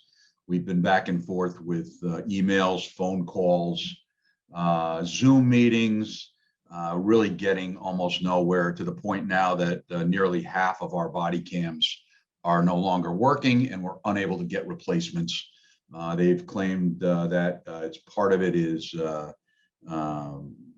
because of all the issues going on with trying to deliver goods, across the board, which isn't helpful to us because we need those things. They're critically important for what we do, limits liability, and it's mandatory after July 1st for the police accountability bill. And again, like I said, we were well ahead of the game, having them long before that accountability bill was even proposed. We've been in conversation with Pete. We forward him all of our documents, showing him the issues that we've been having, and certainly we'll be working on the back end of that. That being said, we can't operate without body cameras. We'd like to move away from the current vendor that we have. One of their recommendations to fix this was buy new body cameras from us in a new version. We weren't very happy with that. When we find out that you can't get us the stuff that we're asking for in our current version, but you want us to buy a new version. So we've done some research. We've met with a couple of different companies. We've kind of settled on Safe Fleet is the company that's in front of you. They're a very large company. They've actually do a lot of cameras for some very large police agencies across the country. And as well, Madison Police Department just went with Safe Fleet. They are going to be, I believe, getting their cameras within the next few weeks. They also had the same vendor that we had, and we're having very similar circumstances with their body cameras. That's kind of it in a nutshell. So we're asking for an approval to move forward. Normally we wouldn't do this. Normally this is things that we obviously plan out through capital and things like that ahead of time. But given the current circumstance, we don't have much of a choice. And the largest cost on this, as if you reviewed the area here, the largest cost is going to be for the cloud storage. We hear about the cloud storage for just about everything now. Cloud storage is where a large portion of this cost will go each year. And we will be looking to work that cloud storage into our operating budget each year moving forward. It would replace some of the costs associated with our current body cameras that we already have in the budget. But that's where we stand. Those are numbers we're looking at. If you look at that final number on there, it's approximately $70,000 for the first year. That's for all the equipment and 1 year of cloud storage. And about 2/3 of that cost is cloud storage. I'm sorry. No, go ahead, Butch. Oh, And the one thing that's on there that's optional is the redaction workstation. A lot of our videos cannot be released in the raw data, so they have to be redacted. We currently have a redaction software and a computer for that, which IT has looked at, and I believe we can use that one currently. We don't have to upgrade that at this point. So that was an optional cost that would add to that 70, but right now we're not opting for that redaction workstation. That's it in a nutshell. Butch, thank you very much. First off, is there a motion to approve the expenditure for the body worn camera, the storage and the associated equipment related to the system? Sure, I'll make that motion. And a Sure. second. Just as a quick comment, I know you have a question too. I was invited to attend a presentation last week by Safe Fleet and was very impressed with their presentation, the reputation. There was also, as in any sales presentation, they talked about their customer portfolio, and they appear to be one of the larger ones in doing public safety. And the good news is our neighbors to the east have also been the same set of recommendations. This is probably the change in the ownership on the previous company we used is being felt throughout the other departments in the state. So I'm assuming Safe Fleet is fully aware of that and is moving along those lines. So again, I was very impressed with the presentation and the answers that were raised, that were given to the questions raised by the chief and his staff. So The only question I have is the previous supplier, it seemed that the cameras were outdated and they weren't maintaining, the older equipment. Is this equipment the newer equipment? I mean, obviously it's going to be new, but is it the newer style? And yeah, this is their current generation of cameras and software. So we're as up to date as these guys are. I'm not sure what revision, but they've been around for years, which is my recollection, right? Yes, and they've been supplying across. They do a lot of transportation, like with the Amtrak and School buses. school buses, things like that, as well as law enforcement. So they've indicated that they're the largest company selling surveillance or these type of camera systems for a number of different options. And they are, our cameras that we bought. Again, this is what happens, unfortunately, when a smaller company gets gobbled up by a bigger one, and the equipment that we have is from the smaller company.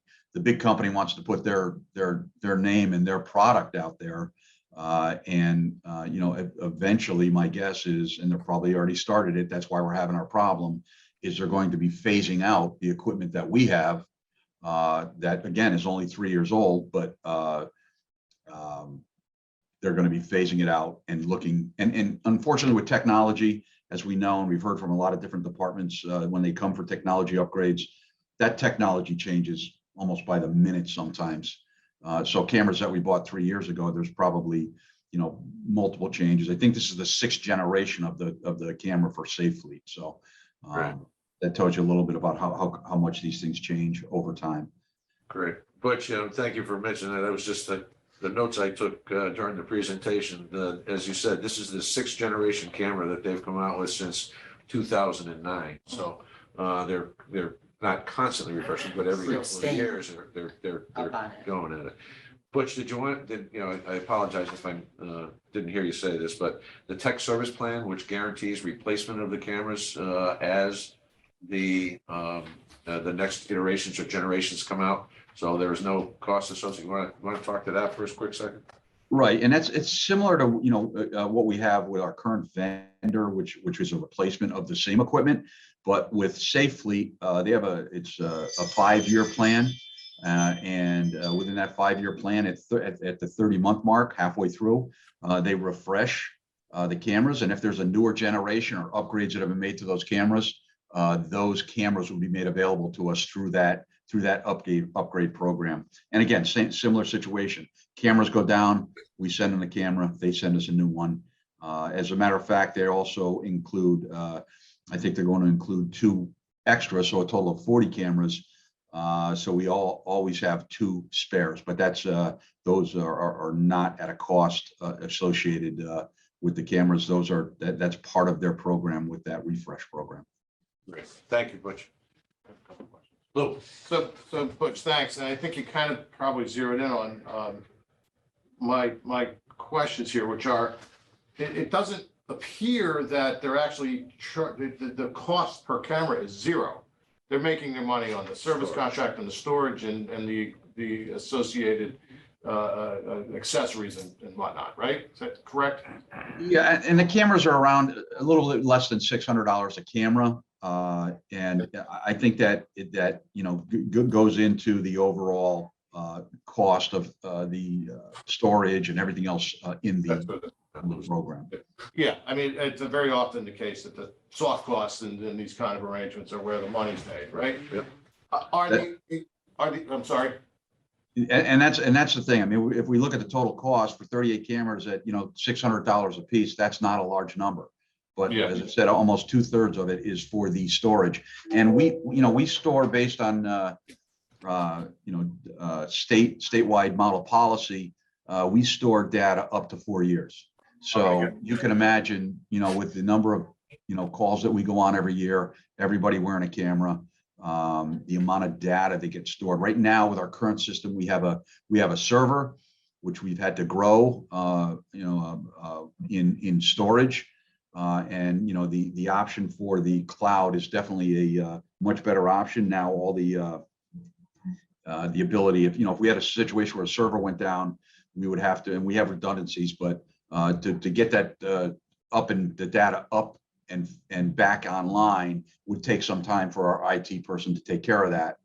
Here, it would be on they have multiple redundancy for the cloud and would be able to get us up and running much quicker than if through our server, our current system.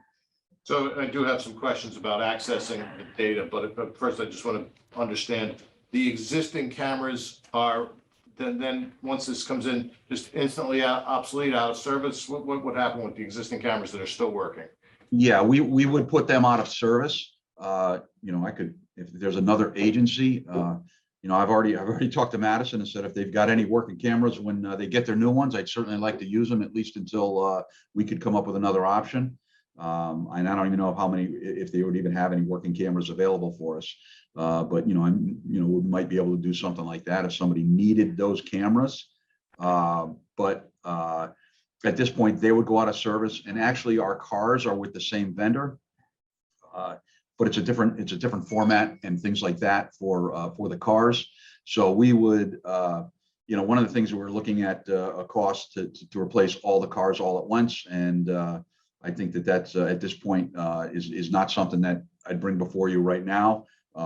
We've also talked about keeping that current system in place. We have some spares, using that, and then each year, as you know, when we do cars, we upgrade the systems in the older cars, get rid of the older systems, upgrade them, and we would then upgrade to the car cameras that were consistent with the current body cameras that we're using. Thanks. So then with regard to the cloud storage, which is, I'm hearing you say, it's a different model than we have now. We have a server now that's managed internally by your IT folks. Right. Okay, so the cloud, that doesn't change the fact that now it's going to be cloud storage, doesn't change any, and I see Pete's online too, it's not going to change any of the FOIA requirements or obligations of the department, right? It's just you're dealing with an outside vendor in this case, and the FOIA request would still get processed exactly the same way, but your department would have some way of retrieving this information as necessary according to the same rules. That's the REDAC software. Yes. And so we would, whether it's on the server or the cloud, we have complete access to the data. And interesting, one of the other vendors that we went with, they were right up front and said, hey, look, once you put the data on ours, we own it, and then You know, it's not really your data, it's our data. Safe Okay. Fleet was very clear and said, it's your data. Your data, you deal with it. We do all the redaction, we do all of the FOI. We have complete access to it. And we also have the ability with the cloud, as with many other vendors too, have the ability to put other people to access it. So say we have a case going to court, we can give access to a state's attorney to pull up actual body camera, you know, link it directly to the body camera footage that we want them to have, and they can go right online, pull that data up. It saves us from having to copy stuff on either a disk if it's a small video, or copy it onto memory sticks or things like that, or on very big ones, an outside hard drive to send to them. So it makes it a little bit easier for coordination with other agencies. And then final question for me, sorry. So I'm understanding this first year, it's 70,234, but in the following 4 years, our cost is the 45,144, which is the annual storage for 38 cameras. That's correct. And that would be the number I would be working into our operating budget. And as I said, we already have some numbers, numbers in our budget now for our body cameras and things like that, that would offset a little bit of that. So there's no other recurring expenses in this proposal. I'm sorry? There's no other recurring expenses in this proposal other than the storage? That's right. We would pay for the storage, and that's it at this point. Okay. Moving forward. Thank you. Thank you. Anything further? No? All right, let me try your minds. All in favor? I That's unanimous. Butch, thank you very much. All right, thank you for your time. And as I said, you know, normally these are things that we would, bring up at budget time, but I certainly hope you understand the need to move forward on this as quickly as we did. We do, and just one editorial comment, the Police Accountability Act included a number of unfunded mandates. And clearly this is one of those, although we had already moved to the use of the body cameras for just good practices, consistent with our CALIA and post certification. So, Butch, Right. again, thank you. All right, have a good day, everybody. You too. Thanks. Okay. Patiently waiting. Human Resources Director Rich Goldblatt, the adoption of a 401A plan restatement with Mission Square. Good morning, Mitch. Good morning, everyone. We were notified by Mission Square. Mission Square is the new name of ICMA RC, who is who we go with for our 401A, our defined contribution plan. More than half of our full-time employees are now on this defined contribution plan for the retirement. And Mission Square has notified us that, required by the IRS, we have to restate our plan by July 31st, 2022. So they supplied me with a template to go on and check off a few things. Pete Barrett and I have worked very hard. Pete's worked very hard to go through this line by line, make sure that everything is legally correct and copacetic with what our plan is. I've worked with our two of our account reps at Mission Square to make sure everything is correct. So I believe what you have before you is what we need to do, and I need your authorization, your approval to authorize me as the plan administrator to sign the adoption agreement, the restatement adoption agreement. Is there a motion? So A second? Second. I have a question which I should have posed earlier, so Sure. that you and Pete would have an opportunity to weigh in on it. We are being asked to approve an audit of our plan that we offer to employees. That's a separate discussion. Totally that's separate, taken- totally okay. separate discussion, something that we Right. are looking at based on some recent Supreme Court decisions that have come down concerning employer plans for retirements, that we want to take a look at our plan to make sure it is charging us appropriate fees, make sure it's managed appropriately. I don't doubt the Mission Square will fit that, but it just gives us a requirement to do something like that. And I've worked with Matt and Pete We're probably going to need a change to our ordinance to allow, if you so desire, the current pension committee to be that, to be able to authorize that oversight, because the current pension committee, by its ordinance, only authorizes it to oversee a pension plan. So we have really no oversight except you guys for the defined contribution plan. So the question that comes to mind for me is, we have, based on new case law, including Supreme Court case law, have now a fiduciary responsibility to make sure that the plan that we are offering our employees meets reasonable guidelines as established by either legislation or whatever. Is there an opportunity for us to insert some language in this document that requires them to do something to make them, to keep them in compliance? Because this is a purchase plan adoption agreement. Right. They're providing a service to us. We're getting the benefit of that service.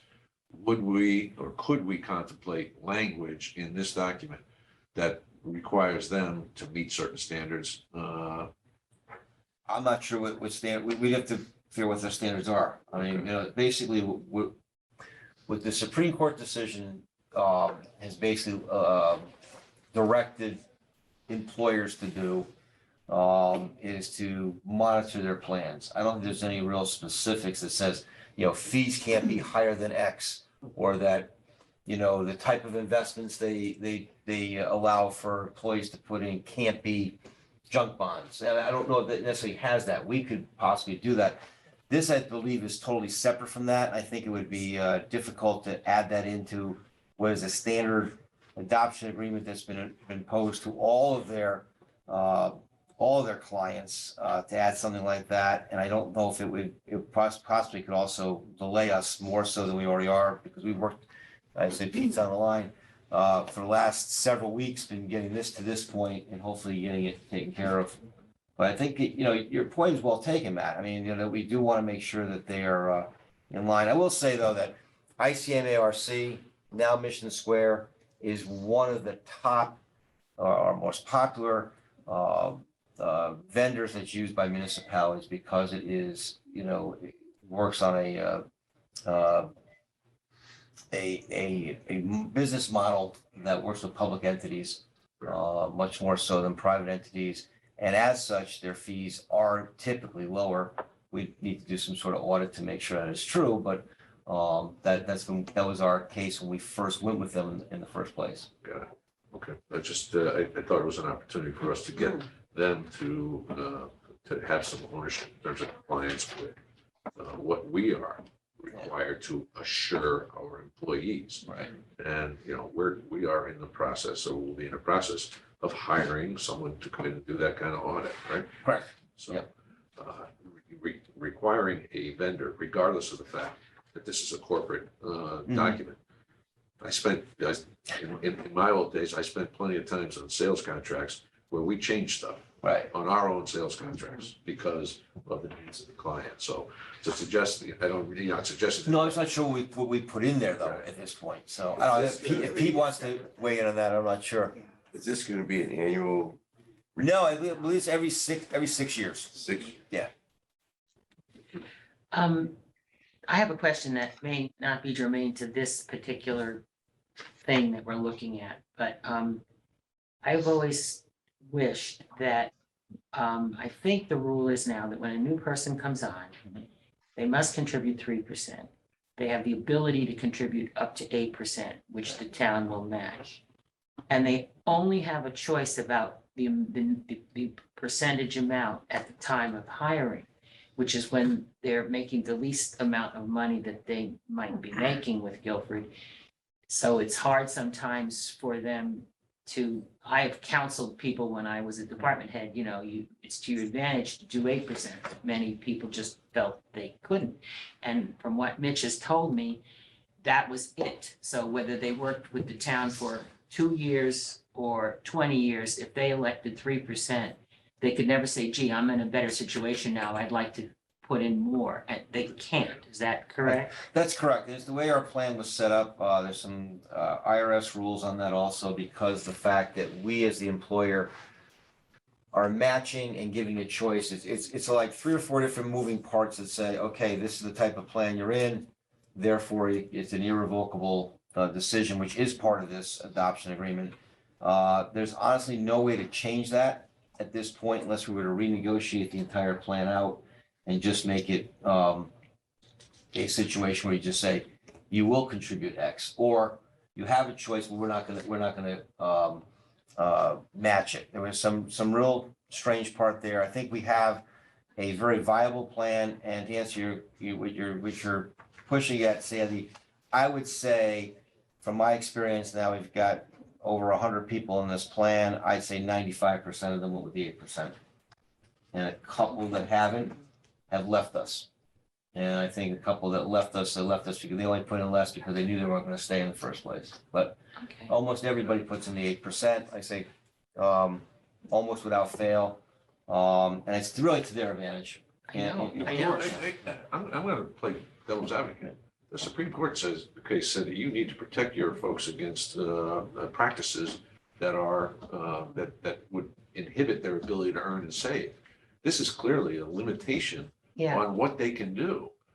So I don't know if this passes the smell test relative to Well, I'm sure the we- intent of the compliance that assure that you are offering employees fair and equitable a plan.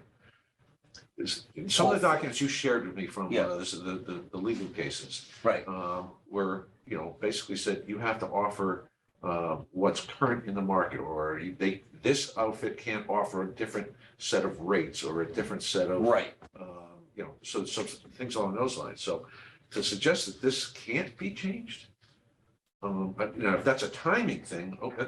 No, it's not, it's basically the way our plan was established, and I forget exactly what the reason was, but it had something to do with the fact that because we show a range, we give them a choice. By giving them a choice, see, a lot of plans don't even give a choice. You just say, you're gonna put in X%, and then we'll match whatever we wanna match. We are giving them a choice, and we are matching 100% what they put in. As far as looking out for our employees, Matt, I think we have one of the most lucrative plans out there for municipal employees. By allowing up to 8%, which a lot of plans don't. A lot of plans only go up to 5% or 6%. And by the town matching at 8%, we are looking out for our employees. In fact, we're looking out for our employees better than a lot of other communities around us. I know, I just continue to object it. It's the one-time decision and that's it. But I feel better when you tell me that 95% of the people went with the 8%. I just thought it was such an arbitrary rule, but. It's strange. Yes. Yeah. What we could do, if this seems like it might make sense, is approve this now because there's a timeline on it. Yes. And then, I think it's not expensive to have this plan restatement done. If it was possible to change it, if you wanted to change it, just do it separately. Even if you offered a one-time change at 5 years or something, I'm something that, Yeah, sorry, finish it. no, I'm just gonna say something better than I came in at 3% and I wish I could change it and I can't. The part I latched on to mention is that you said you had to renegotiate this. It sounds like if we're just granting a better opportunity, why we can't make that change? Presumably it's the fiduciary of the plan, right? Well, every contract has, in fact, this is one of the few things that in every union contract is exactly the same. The language is exactly the same. That says, you can contribute 3 to 8%, the town will match 100%. The vesting period is 5 years, 20% a year Yep. for the town. Every contract has it in there. If we look to make a change to it, even for the improvement of the employee, it may have to go through a cycle of changes. And then in the meantime, we'd have certain groups at one thing and certain at another. One of the beauties of this particular plan, the way we negotiated into the contracts, is that every employee, every full-time employee has the exact same opportunities, the exact same plan, the exact same choices. If for employees, all the employees would still have the exact same plan. What do you want to change then? The opportunity for them to change. Well, that changes the parameters of what they put in and when they put in it. But are you, I think you're talking about something completely different. We're gonna have to renegotiate the individual union contracts to allow for this kind of flexibility that we're talking about. If that's what we want, if it's something we want to do. I mean, I have to look into, Matt, as to why we can't make that change and what it would take to change that, yes. It may mean taking away the flexibility of 3% to 8% and just establishing a number. If that's the case, just establish it at 8%. But who would restrict us from? The IRS. It's The an IRS. IRS rule that restricts us. Yeah, it's not So I think It's not Mission Square. It's not the town of Guilford. It's an IRS That regulation. kind of explains a lot. Doesn't make sense, right? You hear from the government. Yeah. Only they didn't even think of it. Yeah, sorry to put you through the ring. Nah, it's- I know, I'm sorry to put you on the spot, but you know, I've said this to you many times, so it's I not know. a new thing for me. So, Thanks for raising it. Yes. I've complained to him many times about it. Not just this. Yeah, that's true. But I'm in a different position now. Yeah. Okay. No, I think it allows, honestly, what we have now allows for people if they don't want, I think the only people that don't contribute the 8% are people that just don't feel they want to contribute that much into a retirement plan. Well, I'm gonna argue with Don. Okay. As this board has acknowledged, and we have acknowledged in our negotiations with our employees. Yeah. Some of our entry-level salaries are significantly deficient relative to fair wage. There are, for some folks, some limitations to putting 8% in when you're not making much to start with. And I think that's exactly Sandy's point. Right. So, all right, so is there a motion to approve the adoption agreement as rewritten by Mission Square with the commitment that we take a look at the flexibility we have with the plan to increase the options available to our employees? So second. Any further comments? And that motion is to allow me to sign this. Just allow you to. Yes. Hey, can I just jump in a second? This is Pete Barrett. You hear me okay? Hey, we got you. All right, so this is no change to the plan here, you understand? So this is just a restatement.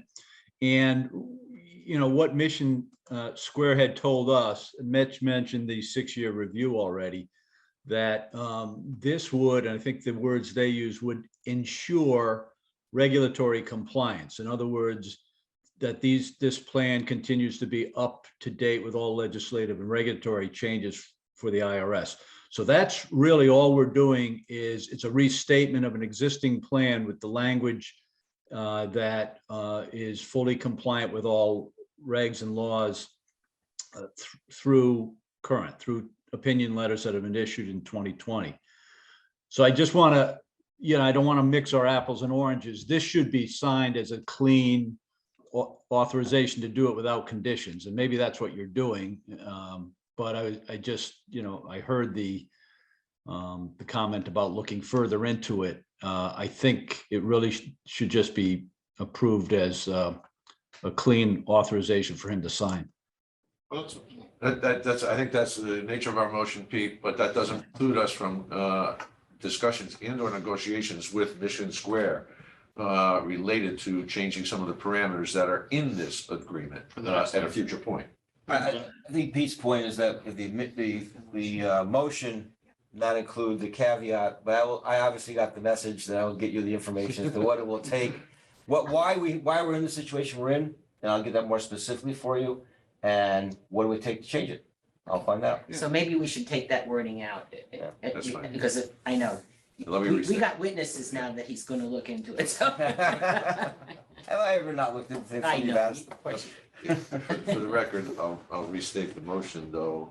Sometimes I think it's important for there to be a record. Well, there is probably a record that we're looking out for our employees, but Yeah. so I will restate the motion to just authorize Mitch to move forward with signing of the purchase plan adoption agreement with Mission Square.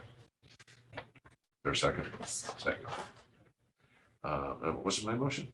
No, you made the motion. Charlie made the motion. Doesn't matter. Tracy will get it right. Sounds good. Tracy will get it right. All right, any further comments or discussion? Let me try your minds. All in favor? Aye. Opposed, abstained? Thanks, Mitch. Thank you. I will report back to you at a future meeting in the near future, as to Yeah. the situation as to why we're not. And I think these folks are the first step. Mhm. You know, what flexibility do we have relative to that? So, Right. you know, rather than us investing potential costs. Yeah, but it's an IRS thing. Yeah, let these No, guys. but I'm gonna reach out to our agent that we deal with and ask, agent, we have two of them actually, ask them to explain, why we're in that what the IRS rule is and why Yeah. our plan adheres to that. And what And flexibility what we we have. take, and what we take to change that, so that we do give the employee flexibility. Great. Okay, Thank you. thank you. Thanks, Mitch. Yep. Matt, I have a 11 o'clock up the street. All right, so we're gonna try to blast 6 through minutes these. up. The I'm gonna- the next few of these I think are pretty easy. Item 11, discuss and take possible action on programs to be submitted for the 2022 Neighborhood Assistance Act program as a result of the earlier public hearing. Is there a motion to approve all four of the applications that were put in front of us? So moved. Is there a second? I'll second. Any further comments or questions? And one comment, good one. Certainly. Requirement for audit if it's more than 25,000, which the town has to make sure that they do. I just read that in Yeah. some of this. Is that something that we do currently for past? I don't think so, I don't recall. Yeah, But maybe let, it's- we will note that for the record. No, it's required apparently, for applications over 25,000. Maybe it's new to these and so it wouldn't have come up yet, but Yeah. I hadn't heard anything about it, so maybe it's worth just checking on. It is, the we'll past years. follow up. We'll follow Yeah, up it surprised me. Okay. Good. All right, let me try your minds. All in favor? Aye. Aye. Opposed, abstained, recusals, hearing none, motion carries. Appointments and resignations, 12.1, act on the resignation of Ed Green from the Standing Field Committee. I'm assuming that someone will make that with appreciation and regret. So with Second, and a second. appreciation and regret, Regret, there you go. sincerely. You got it. Yeah. Let me try your minds, all in favor? Aye. Aye. Item number 12.2, act on reappointment of Bob Welsh to the Board of Police Commissioners. Take that opportunity and move to reappoint Bob Wells to the Board of Police Commissioners. And a point of privilege, I'd like to second it. So let me try your minds. All in favor? Aye. Aye. Opposed, abstained, recusals, hearing none, motion carries. Item 3 was an act on request to appoint Cindy Grissel as an alternate to the Youth and Family Services Board. It's become, Tracy and I were made aware from Lynn Landry that vacancy does not occur until September, so I'm going to table that for future consideration. Is there a motion to table? So moved. Second. Let me try your minds. All in favor? Aye. Opposed, abstaining, recusals, hearing none, motion carries. Item 12.4, act on the appointment of Kelly Thompson to the Housing Can I Authority. swing back at the risk of slowing things down slightly? That doesn't mean that Ms. Gerstle could not go to the meetings as a guest, Absolutely not. welcome guest. Absolutely not. Okay. I'm trying to remember who made the recommendation. It's probably a good idea for everybody who who's interested in a board or commission to go to a See if meeting you- Yeah. beforehand. Okay. So, good point, Lou. Yeah. Yeah, yeah. All right, is there a motion to appoint Kelly Thompson to the Housing Authority? So moved. And a second? Second. All right, let me try your minds. All in favor? Aye. Opposed, abstaining, recusals, hearing none, motion carries. Item 13, requests for use of town property.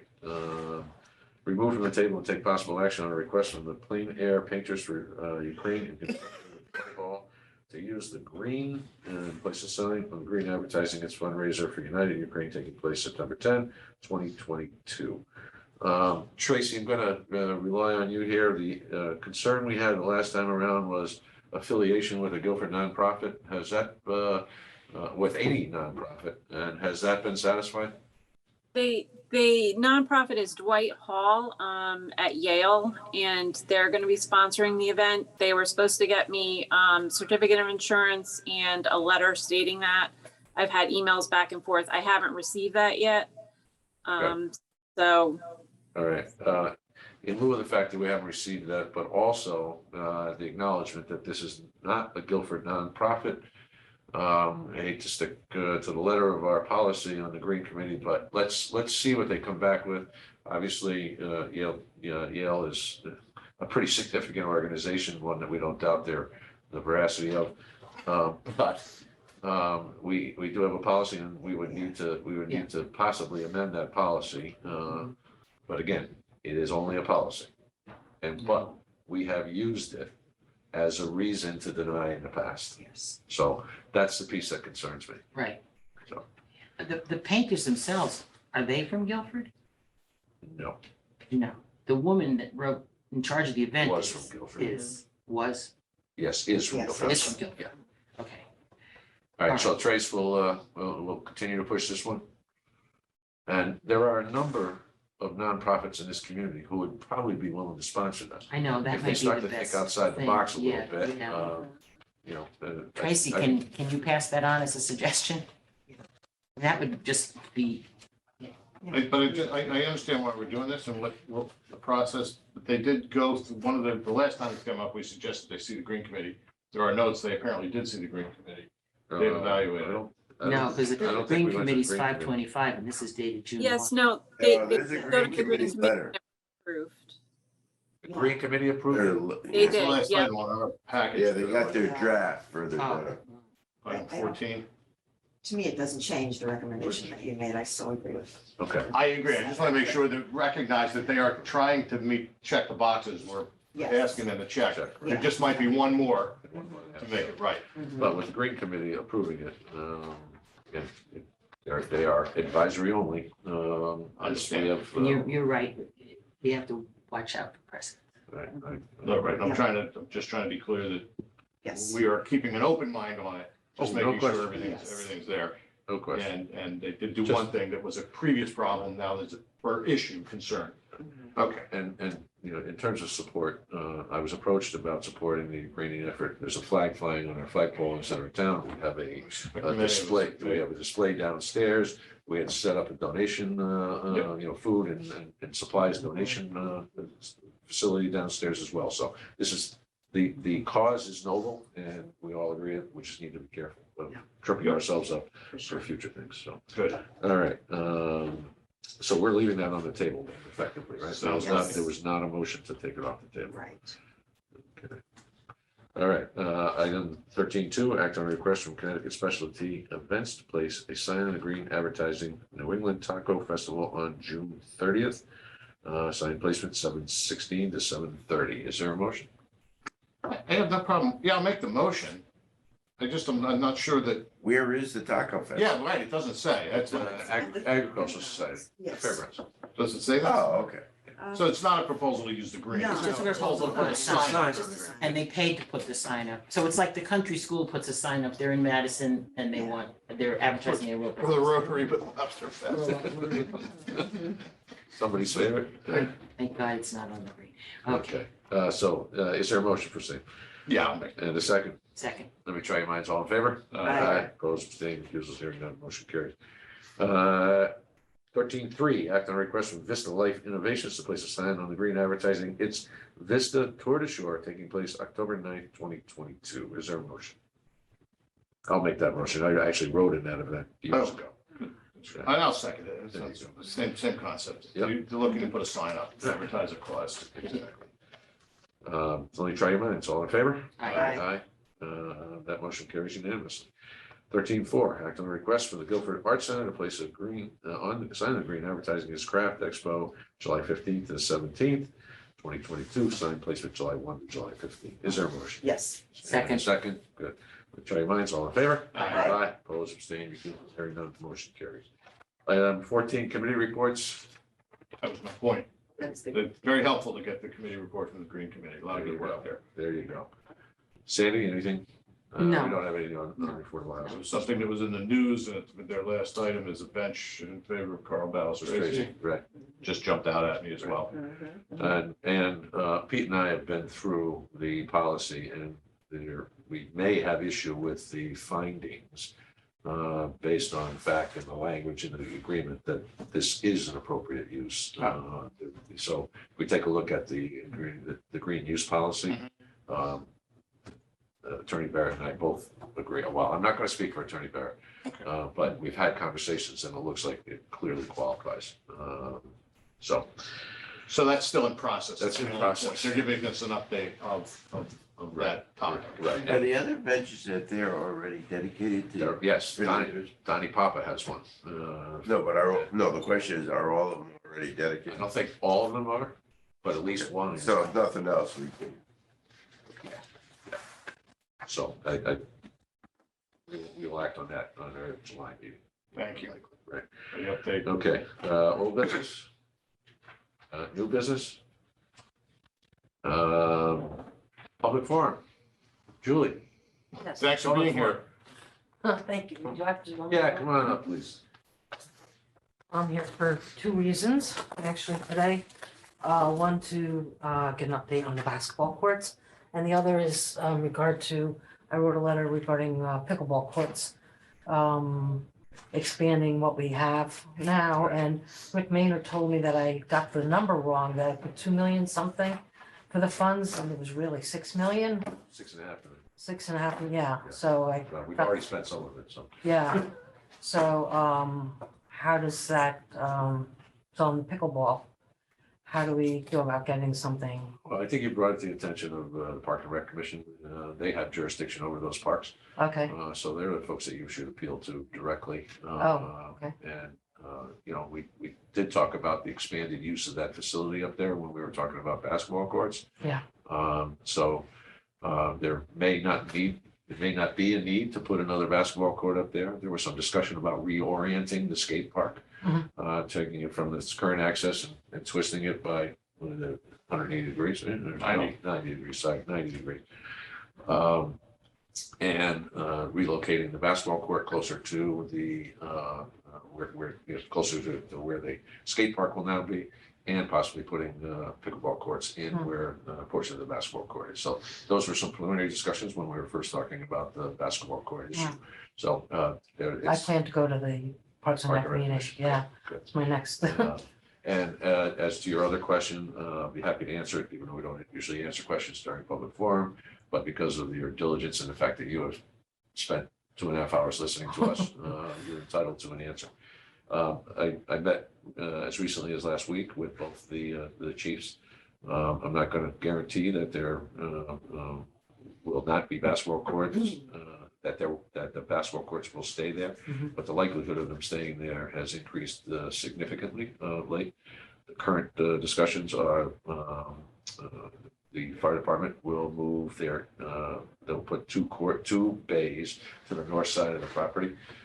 As this board may recall, that was the original proposal we had. And to Charlie's point about the future planning of the building committee, all the mechanicals were stubbed out on the north side of that building so we could do exactly this. The police department is a little bit more of a challenge, but they're working. They're going to be engaging a consultant, land use or architect consultant. They have some other needs that may need to get rolled in to the police department, including expanded facilities for our female police officers inside in terms of locker room and access to equitable facilities. There is an initiative, statewide initiative underway, 30 by 30, they talk about it. It's 30% of your police force to be female by, or non-male by 2030. We're in pretty good shape. 2030. Yeah, 2030. We're in pretty good shape. I think we're probably in the low 20% range, somewhere in there. And I was given a tour of the facility. And it's clear, it's tight, a single shower. There are more opportunities in the men's locker room, which is not a surprise. But so trying to we'll wind up working to try to accommodate both needs, the additional storage and that. So as I said before, my hope was that we would obviate the need for the task force, and we may well be close to that at this point. So That would be great, it would thank be. you, yeah. You got it. And the animal shelter too is underutilized, so maybe they can use some. Are you looking at that at all? The animal shelter is an interesting facility, and there are some discussions. We have an agreement, an MOU in place right now with the town of Branford for their potential use of our facility, particularly as it relates to the new Cosgrove Animal Shelter that they've fundraised for and are in the process of building. They're going to need a place to house animals, in addition to the couple of animals that are in our center on a regular basis. So I can attest to that. I had a dog years ago that used to like to wander. Had to rescue her a couple of times. Okay, thank you very much. You're welcome. Thank you. Thanks for being here. Okay, Thank you. thanks. Bye-bye. Bye-bye. Okay, there's nothing else under, public forum. Is there a motion to go into executive session to take possible action on appeal from a resident in accordance with section 247-31 right of appeal, elderly tax relief program? So, Second. But I'm gonna just have to say, I have an Yeah, I know. appointment I Well, have to get to. okay, So I so- will miss the executive All session, right, that's so, all. yeah, so Trace, we're in executive session. Thank you. No, I missed it, this is. Is there a motion to come out of executive So session? moved. Second. Let me try your minds. All in favor? Aye. That motion is unanimous. In executive session, there were no motions made, no actions taken. So with that, our meeting is, I'll entertain a motion. so moved. In a second. Second. Let me try your minds. Yes. Aye. Yeah. Yes, maybe, could be. All right. Mitch, there was a question? You off? You on or you off? Trey, we off? Now we're